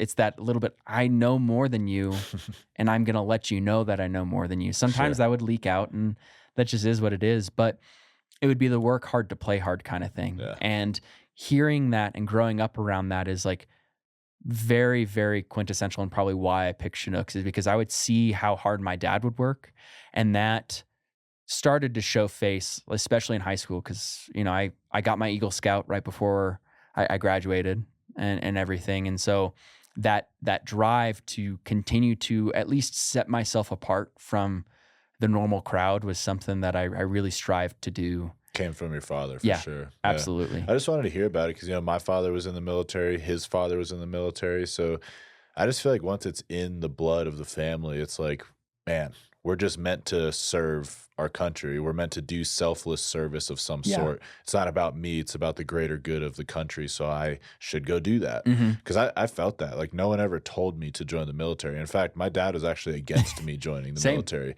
But I was 17 and I wanted to join the Marines as a combat engineer. Right. And he wouldn't sign the initial entry paperwork. My mom, on the other hand, was all for it. So I ended up having to wait till I was 18. It was a big blessing in disguise, man. Because when I went to go join at 18, the Marines didn't have any combat engineer positions. So at the time I was pissed, but you know, in the most petty way, went right over to the Army recruiter and joined with my buddy Dylan Hawkins, who we're still really good friends with today. Ended up having an awesome career in the Army, and I can't even imagine if I would have been in the Marines as a combat engineer. Oh, I mean, I would get the phone calls, right? You know, it's like, do you want to be a Marine? And I kind of would look at my dad. He goes, please, even though I want you to forge your own path. If you want to join, that's a you thing. Just anything but the Marines. And I said, really? He goes, yeah, it's not that they're bad, right?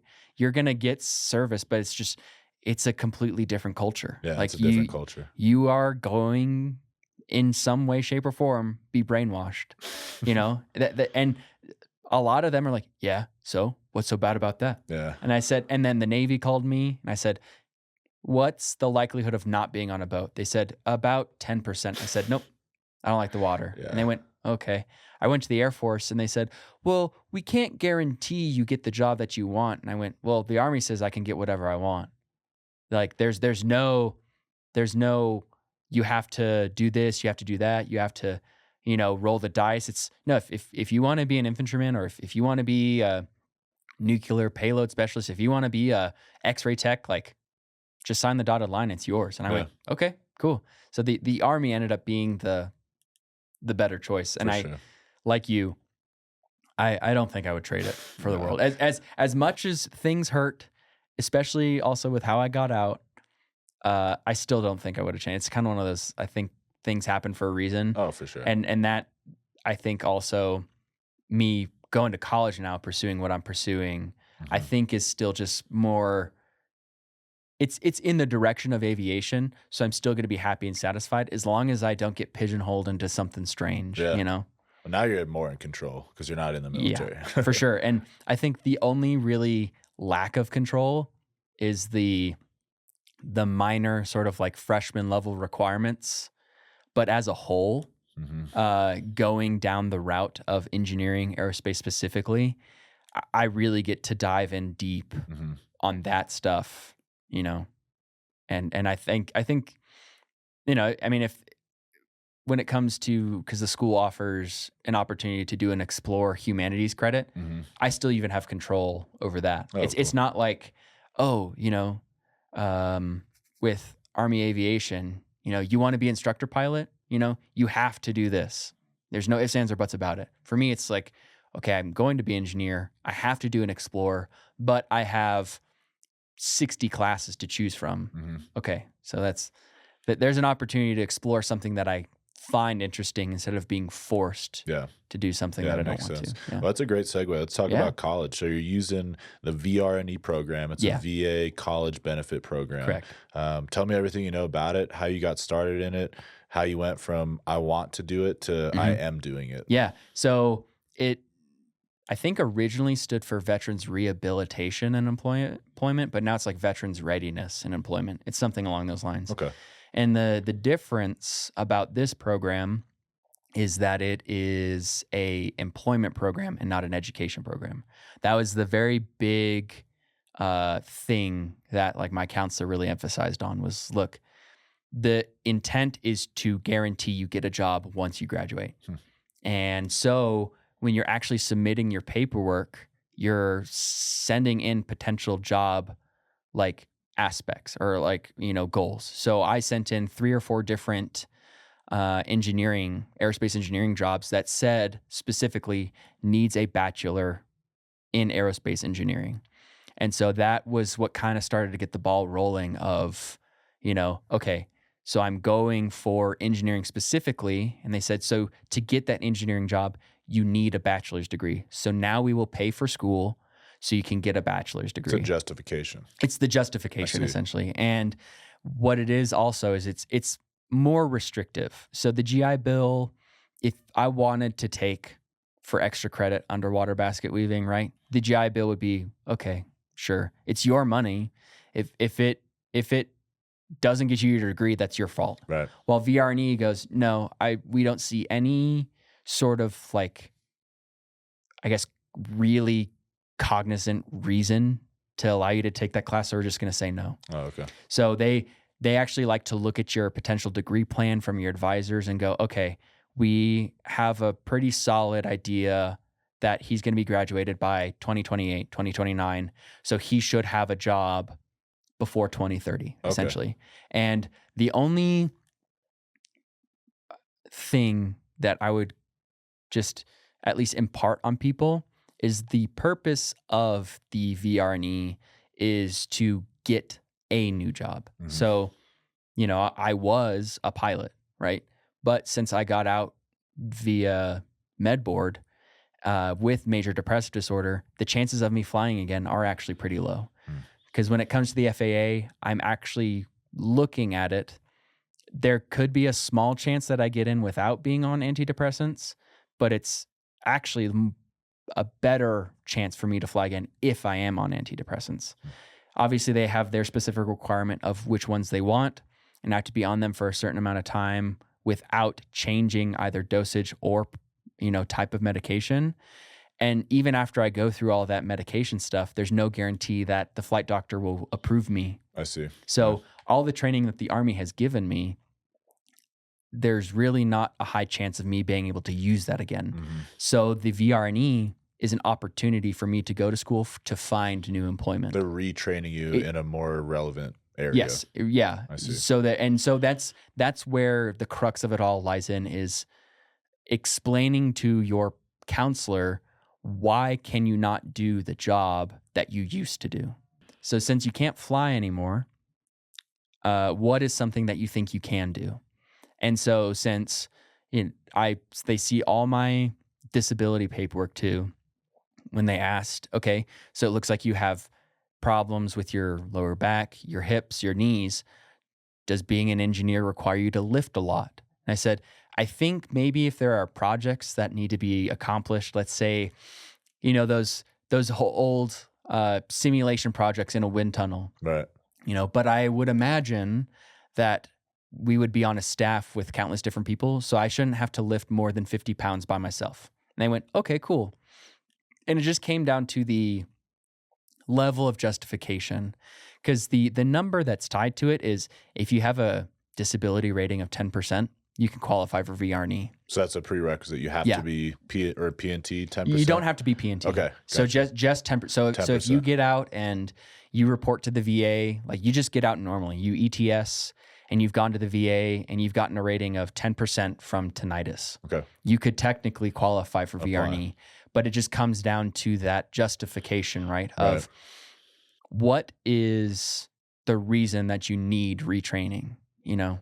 And that's, like I keep on saying, that's what it truly relies on. Because when I was able to pitch to my advisor, I said, I don't think I'll ever get to fly again. But since I am already within aviation, I want to pursue aerospace, because that's like still pursuing my aviation passion, but instead of flying, I get to build it. And they said, that's an even better justification, because you already kind of have a little bit of experience in that realm. So it's not really like a roll of the dice for us.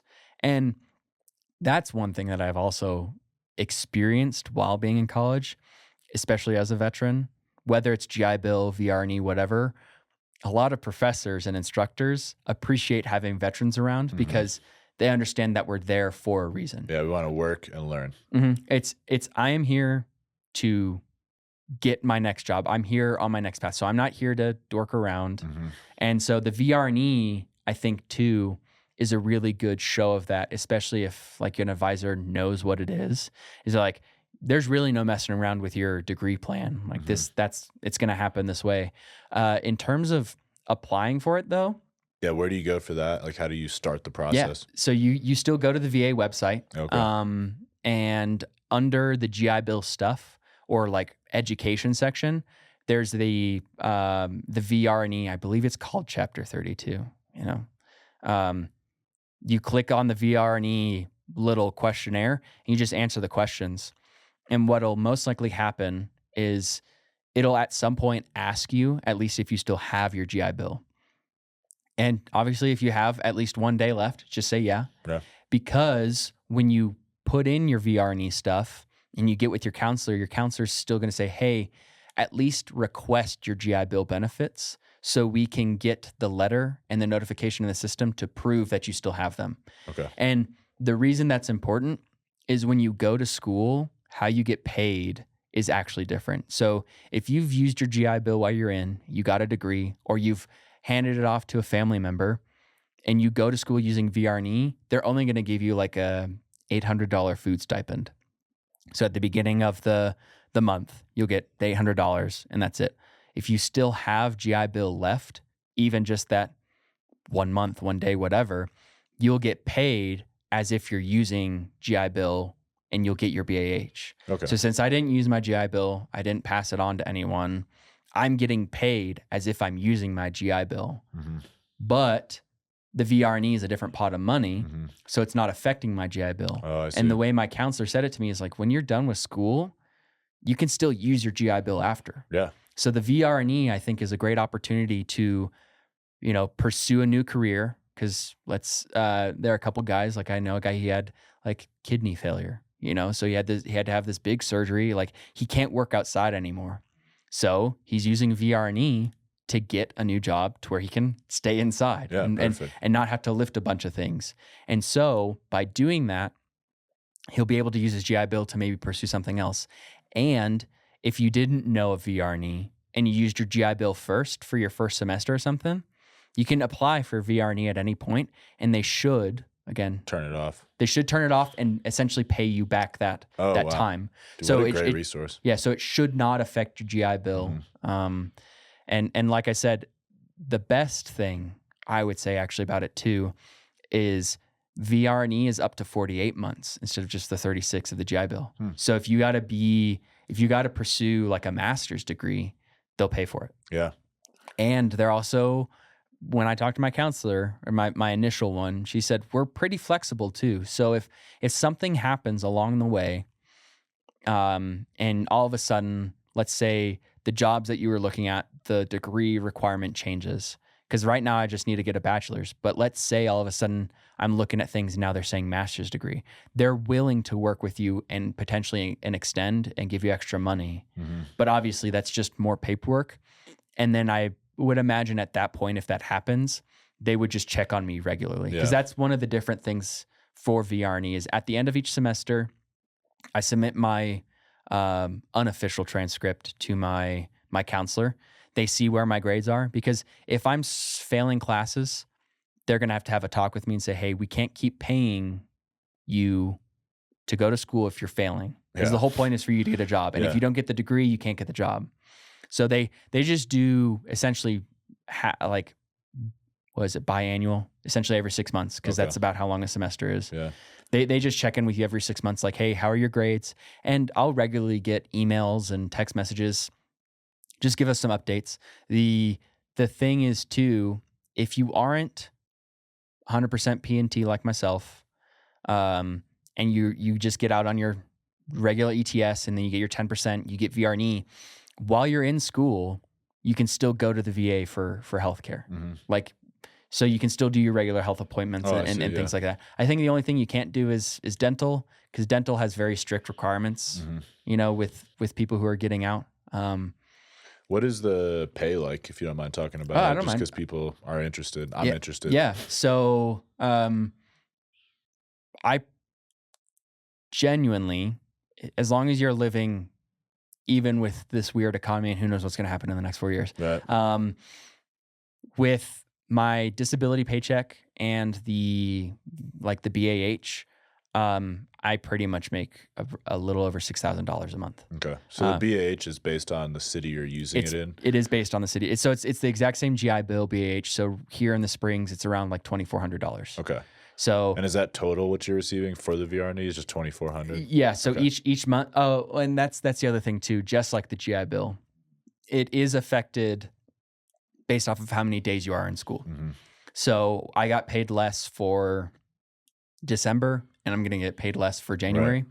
But February, since we'll be in all of February, that paycheck that comes in March 1st will be the full $2,400. Okay. So just the paychecks will be a bit smaller for those half months. So since school typically starts in August, that very first September paycheck is a little small. But then once you get paid in October, that's a full paycheck.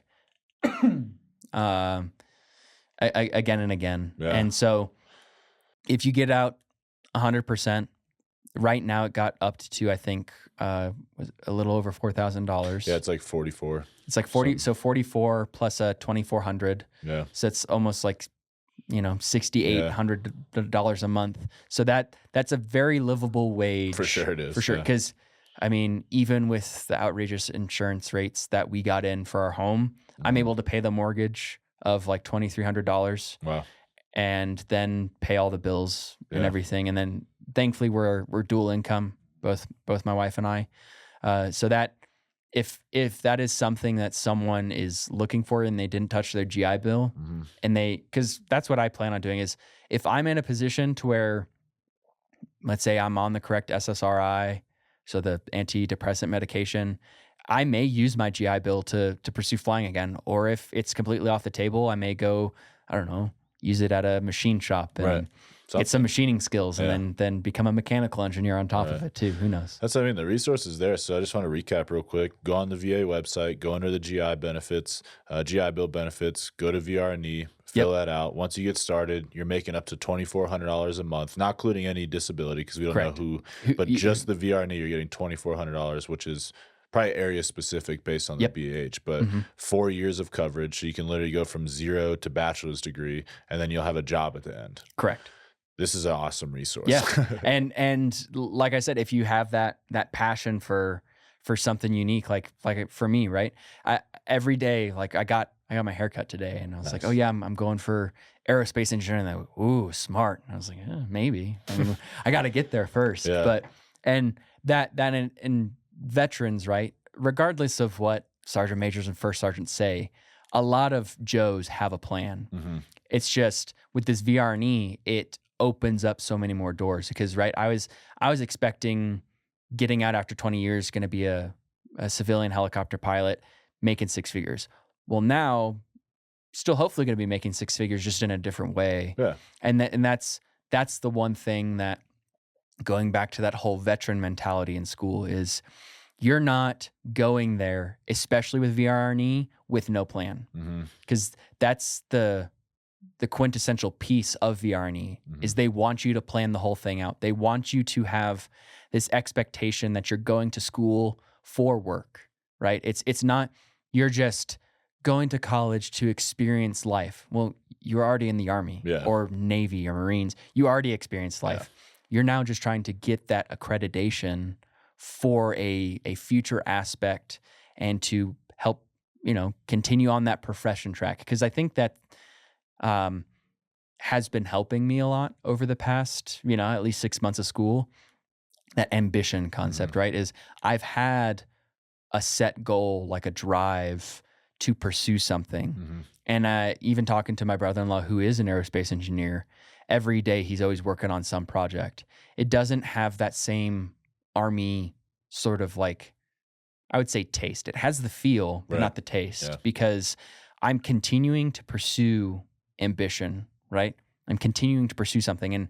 And every day, especially looking at my course load work, I have something to achieve.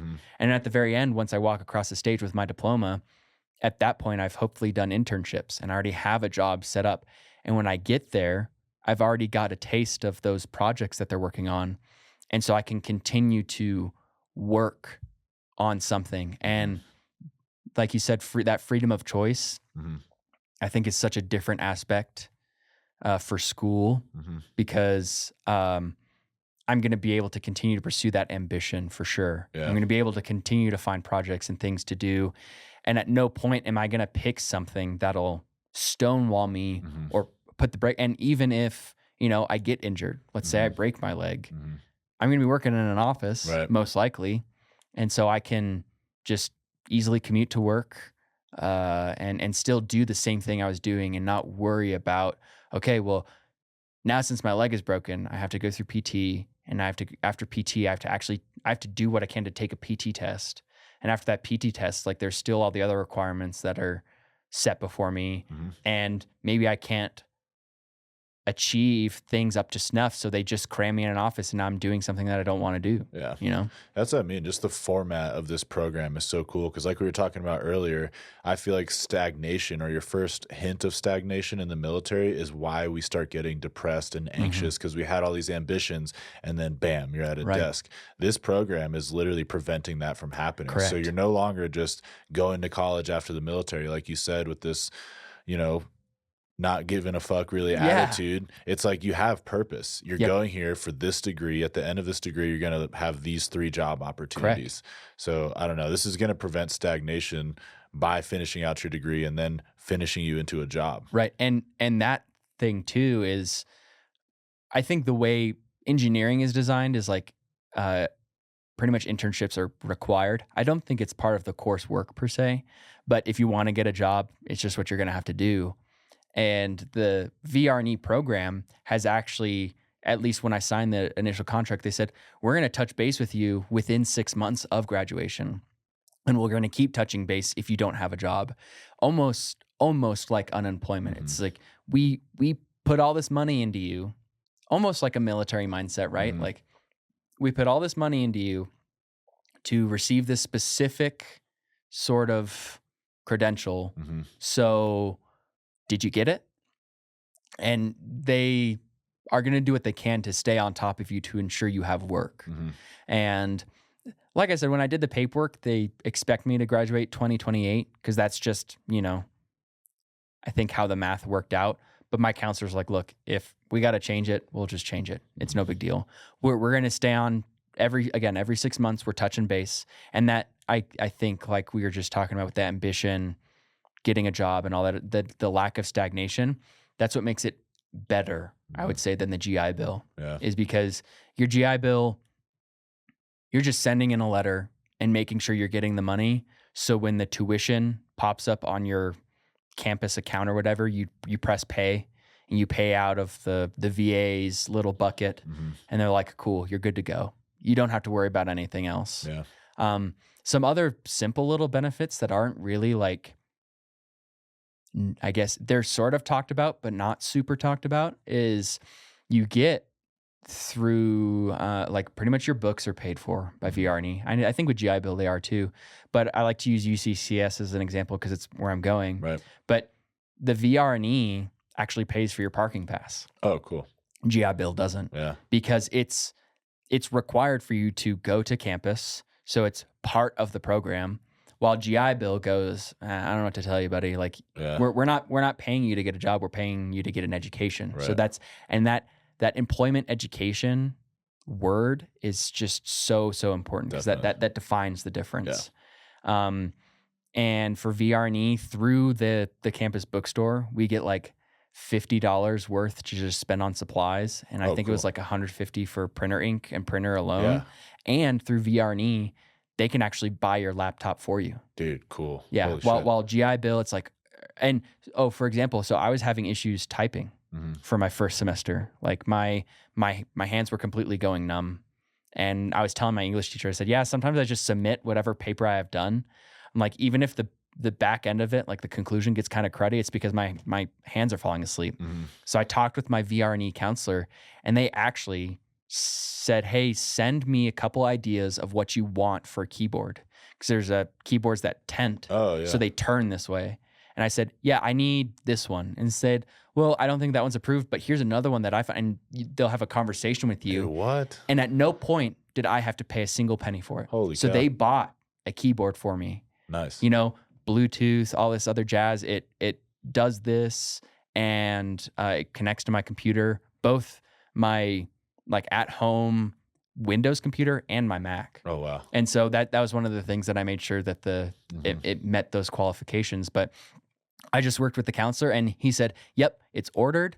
They ordered it through Amazon, and it showed up at like my door 2 days Holy later. cow. And that's something that the GI Bill doesn't offer, is you can't have that conversation with that counselor. It's like, hey, you know, I have issues sitting at a desk for 3 hours, so I need a standing desk. And they go, okay, like if you need that ability to stand and sit, we'll buy it for you. Now, typically what they buy obviously is like the add-on. You know, you just put it on top of your desk and it's like electric or manual. Right.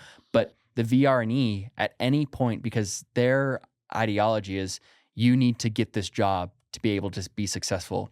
And if you're hitting road bumps that are exacerbating previous like disabilities, we're going to give you the resources necessary, because the last thing they want to do is get an email from you being like, hey, I need to drop out because I can't sit at a computer for 3 hours typing my papers. I need to be able to stand and walk around. So I imagine if you needed it, they could hook you up. They could hook you up with a standing desk. They could hook you up with a walking pad. Like they hooked me up with a brand new keyboard, and it honestly, it's light and day, because sitting there on my MacBook typing was a pain in the butt. Like I said, my arms were going to sleep, and now I can fully just splay my arms like this and type, and it's like a dream. Well, I'll put the link to this in the description. So I encourage anyone who's even remotely interested in this, definitely take advantage, because you're literally going to get paid to not only get a degree, but pursue the job of your dreams literally when you get out. And it's all, like you're saying, just right along this path. It's set right in front of you. And typical, I would say, military stuff is it's all in the wording, right? And that's not to like seem like divisive or taking advantage, because anyone who's dealt with the VA understands that too, is sometimes it's the wording. If you're not able to be that sort of like pitch man, if like you got out as a like wrench turner on trucks, if you say to them, oh, I can still turn wrenches, they're going to deny you. Right. And it comes down to, it's like, no, like I have issues, obviously, because I've hurt my back. I can't lift heavy equipment anymore, and I need a new job. Right. I would still, maybe in the conversation, it's like, I wish I could, because I said that to my counselor. It's like, I wish I could still fly. I just don't think the percentage chance is really all that high. So I need to do something else. I need to set a new path forward. And those counselors, they're people, they're willing to work with that. They're like, hey, yeah, we get it. You wish you could have still turned wrenches, but you can't anymore, because you just can't pick up heavy equipment. Like, you can't pick up the tires to put them on, or, you worked on tanks and you were like breaking, the treads or the tracks or whatever, and you can't do that anymore. That's not something you can physically achieve. So you need something else. So, and that's what I just want to at least say, is that verbiage is really, really important. Because that can be the difference between you getting it or not. Yeah, for sure. Well, I appreciate you explaining that in detail like that, because I just think, the biggest deficiency in the veteran community is the lack of information that you have. It's out there, but there's just so much. So how do you digest it? How do you figure out what you want to do? And then how do you execute it? So we've literally just gone A to Z on VR&E. No excuse anymore. Yeah, no excuse. And worst case, right, is the VA website, as not user-friendly as it is, it'll differentiate you. If you start going down like, hey, I have GI Bill, or I want to use VR&E, it'll be very explicit which one it's telling you. Okay. And this is one thing that I also learned, and I think we talked about this a little bit before. So if you are 100% P&T, the way it reads on the VA website is technically your family, like your spouse, falls into that like surviving family member category. That's reserved for like Gold Star members, POW individuals, or someone who's classified as 100% P&T. Because being 100% P&T, the way the VA looks at it is like, there's, again, no guarantee that you're going to find work. So if you cannot provide, someone has to. So that through that, your spouse can technically essentially use your name to apply for benefits, and they can go to school. Holy cow. It's equitable, I would say, to the GI Bill. It's about 36 months. And I think the way it read is if you've already started something, they're willing to pay for the rest of it. I see. So that's what allows maybe that 36 months flexibility. But if you're a Gold Star family, you've had someone in your family be a POW or MIA, or your spouse is 100% P&T, and make sure the VA paperwork actually says 100% P&T, because I would hate for someone to get their hopes up and they apply for it and then, get denied. Right. But that's one of those things to look out for And so those surviving members should be able to go to school as well. That's really something my wife was looking into. Yeah, for sure. Dude, just the amount of resources out there. Holy cow. Huh. Well, we like to wrap up with a story, usually a funny story, maybe an emotional story, but just a story from when you're in the military that veterans can kind of resonate with. And gosh, I spend all this time talking, and now it's like, I got to think about something. Yeah. I can tell you what Charlie Watkins said. What did Charlie Watkins say? I'm just kidding. He did not. I don't think he told a story, but yeah, that was an awesome interview. Yeah. Gosh, because I'm trying to think of maybe one time. Well, okay. Here's one. Yeah, I can usually tell when it clicks. Yeah. Because I was thinking, I was like, what's something that's kind of funny and a little bit, but it really. It might resonate with like, oops, I've done that before. I've done something similar. So we were it was that very initial flight that I talked about where we flew around Austria. We flew through Slovenia, landed in Italy, all these things. Well, the thing is, we were slated to essentially be on this mission for like 3 weeks. So almost the entire month of November. Like we were going to leave in the beginning and come back right before Thanksgiving. Well, it took us almost 4 days to leave because, I mean, you've been to Germany, right? Yeah. You know the winter, it gets super foggy, super socked in. It's dark. Well, and with that, there's a lot of icing that can develop on aircraft. So we were stuck. Everyone went over into Hohenfels. They were doing actual like Army training. They went into the box without the aircraft. So they couldn't even do aviator stuff. And they're like, we're just setting up tents being a bunch of idiots. Yeah. Like we can't even do aviation stuff. And we're sitting here in Ansbach, like trying to get to Italy. And it took us a week to just get to Slovenia. And we're flying. And as far as the senior pilot is concerned, I'm a dumbass, right? Like I'm out of flight school maybe 4 months. Oh yeah. And he goes, this guy, he probably barely knows how to wiggle his sticks. He probably doesn't even know what fuel does in a helicopter. Yeah. He's like a prior instructor pilot. He's now a maintenance pilot. And we're flying into Slovenia and there's just like the rain starting to come and it's starting to fog. And I can look over and I can tell like he's stressed out. And when we land, he goes like, Dylan, do you even realize what we're in? I was like, I mean, why should I be scared? For one, I could see the other aircraft. 2, we had a line drawn on the map directly where we needed to go. Worst case, we slow down. Yeah. He goes, no, you just don't get it. You don't get it. You don't understand what we were in. And I said, I don't know, man. Like, it's really not that big of a deal. Yeah. Like we made it. We shut down. We're now getting food. Like we have a hotel. I don't see the issue. And the reason I say it that way is because when we left the next day, we got to Italy. Well, something on the aircraft broke. And when it broke, they had to drive a part from Germany down to us. All of our aircraft were in the box, so they couldn't. And so this was just the typical Army, like one thing went wrong and everything went wrong all the way until the very end because the actual funny moment, this whole, wow, this guy is an idiot. He doesn't know what he's doing. I didn't mention it earlier, but our aircraft are actually run up. You need a key to start it. Okay. And it's not like a typical car key where you go like, no, it's the way the engines are designed is they have an igniter and that igniter has what's called an exciter attached to it. And so that igniter isn't at full, essentially electric capability until that circuit is closed with the key. I see. So that exciter then fully completes the circuit. Well, we were running up one of the engines and with him being a maintenance pilot, he realizes like, wait, it's about this point that essentially the engine should catch. The blade should start turning. And I, in my infinite wisdom, went, oh, okay.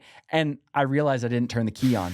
So I hit the key and typical electricity, all of that electricity at once ignited all this extra fuel. So giant flame ball out the back engine. And all I hear is the flight engineer go, whoa.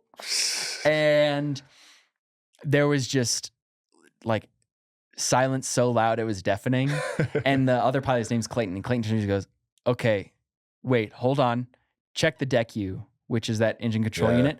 It'll send a code if something's wrong. And our flight engineer is like, nope, no code, nothing. So nothing actually got destroyed. He goes, okay, Dylan, Like, I understand why you did what you did, but next time, if you're going to do something like that, just give me enough time to essentially react. Yeah. So for the rest of this trip, which was about 2.5 more weeks, before you do anything, and I mean anything, tell me. Yeah.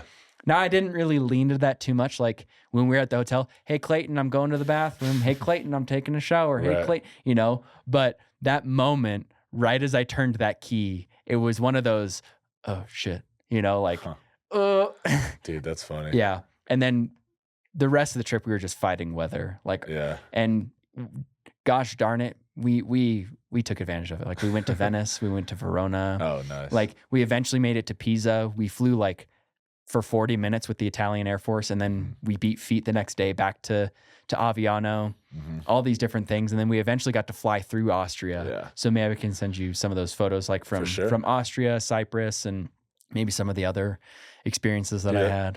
I've been in and out of Germany so many times, and all my flights have always been delayed. And you guys are always just fucking off in downtown wherever. I know it. I know that's what you're doing. Once. So if we wake up in the morning and we call the weather and they say it sucked in all day, we hang up the hat and we go out and get some beers. Like without a doubt, if they said weather is not going to be good, now maybe we don't drink right away.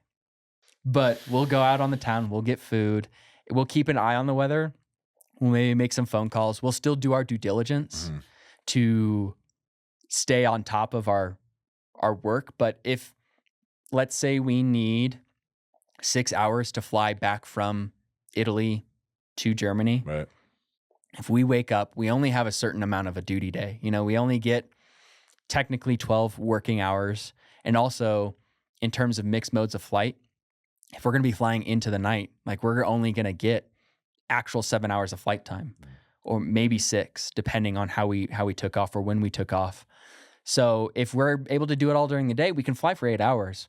So if we say, okay, like last weather call, well, we're going to wake up at 6 a.m. We want to be off. You know, we try to say, depending on the mission, especially if the aircraft's loaded, it's like 2-hour show to go. So we want to be taking off at like 8. We'll call weather. And if they say not sucked in, and then by essentially 10 o'clock, we try to back plan, right? So if by 10 o'clock they've said, nah, like weather's not going to lift up, we just may not have the duty day to accomplish the mission as we see necessary. And because let's say we've talked to the commander and been like, hey, we can fly 3 hours, but we're going to have to stop in Innsbruck, for example, let's say in Austria, and we're going to have to like get a hotel. The thing is though, in Germany or in Europe, like you need to contact AFOD, which is like Army Flight Directorate or whatever. And you actually have to get like diplomatic clearances to fly through certain countries at certain times and things like that. So, and there's only certain places you can spend the night in Austria. And I think Innsbruck is one of them. But it's like if we haven't pre-coordinated with the Austrian government, like their actual like legitimate diplomatic office, we may not get to stay the night. So it's like, hey, we can try and make some phone calls. We can try and jump through hoops. And sometimes the commander's like, nah, it's not worth some international incident like of you landing in an airport to get fuel or stay the night, and they make a big deal about it. And I'm getting phone calls from like the general who's in charge of all of Europe saying, why are your guys causing international disputes in Austria? Right. You know, so sometimes it's all of the discretion, like it's this up and down game. So if like by 10 a.m. we've made the phone calls and they said, nah, weather sucked in, or hey, you could make it to Austria, and then our commander says, nah, it's not worth it, then sometimes it's cool. It's be our clock. Yeah, nice. Yeah. The life of a pilot must be nice. It's so rough. Dude, that's awesome. Well, this was a really cool conversation. I love me some helicopters. You've explained probably the coolest resource that I've ever heard, VR&E. Literally go to college or get paid to go to college, to get your degree, to get a job. It's all laid out for you. Yeah. Supplies paid for. BH is given to you. Yep. There's no excuse. Just go to the VA website and figure it out. So, well, Dylan, I appreciate you coming on the Veterans Voice podcast. Thanks for having me. It was an honor hearing about your father, your family story, your time in the military, before the military, after the military. Pretty well rounded. Yeah, I appreciate it. Thank you so much. I had a blast. Did you want to read that quote, by the way, or not? Yeah, let's do it real quick. Yeah, this page reads, we all have pet peeves. It's an unfortunate truth, but we do. If you want to be more heliotropic, get rid of them. Release them into the wild, never to return. The problem with keeping them around is that we feed them and groom them, in essence, nursing our irritations. Remember, the more we practice something, the more automatic it becomes. I just thought that was a pretty interesting perspective because I think we all have pet peeves, Right. and like they do feel like we fuel them, right? Like for us, we were talking before, road rage or bad drivers. For me, it's like slow walkers in front of me when they're just on their phone and what are you doing, man? Like let's have some purpose in life. But in a way, I see this perspective too, because if you fuel your pet peeves, if you get too far into it, it can run your life. And now other people are like, he's just an angry driver. Right. But well, what are your pet peeves? I would say this is actually a great way to sign off the podcast too, by the way, because like we talked about this journey, like this change and like fostering certain things. And like when you run into that stone wall, you can sort of foster that agitation that you're feeling, and you can like pigeonhole yourself and get so much worse. And then like I talked about, I ended up becoming that depressed guy and whatnot. But that trying to change that way of thinking can be something that's very tough. Yeah. And Athena specifically, and I've talked about the road rage specifically. So like I got back from Germany and everything on the road here in the US made me angry. Yeah. I would lose my mind, genuinely like yelling at people. And sometimes I've still done it when she's not in the car. But I've been putting in a tremendous amount of effort to really reel myself in. Cause like she'll hear me let out a big sigh or I grunt or I get angry. She goes and she'll say, "What?" It's not that she's fostering. She's like, he's concerned about something. So what is it? And I say, I want to get mad at the way this person is driving. Right. I want to get upset at the things they're doing. You know, they're doing U-turns where they're not supposed to, you know, because there's a reason the sign is not there, because this is a dangerous intersection. People have died here. You know, that's why it exists. And that's what I tell her is my anger is almost rooted. And I try to like sugarcoat it. And it's like, it's rooted in the sense of justice, in the sense of like, no, I just don't want people to get hurt. That's why I get angry. Yeah. You know, I don't want people to do 40 above the speed limit, not because I don't think they have places to be, because, you know, everyone's life is so complicated. They got things to do. Right. But it's just a matter of that immaturity, right? Of not realizing that there's a bigger picture around them, is like the decision that they're making could drastically affect their life or someone else's life. And that's something that they're going to have to live with either for the next couple seconds or for the rest of their lives. Dude, driving's a liability and a responsibility, and you're responsible for what happens. And yeah, when I see idiots driving like that, especially on a phone with a vape in their hand while also like doing something else, I'm like, dude, you're going to kill somebody. Yeah.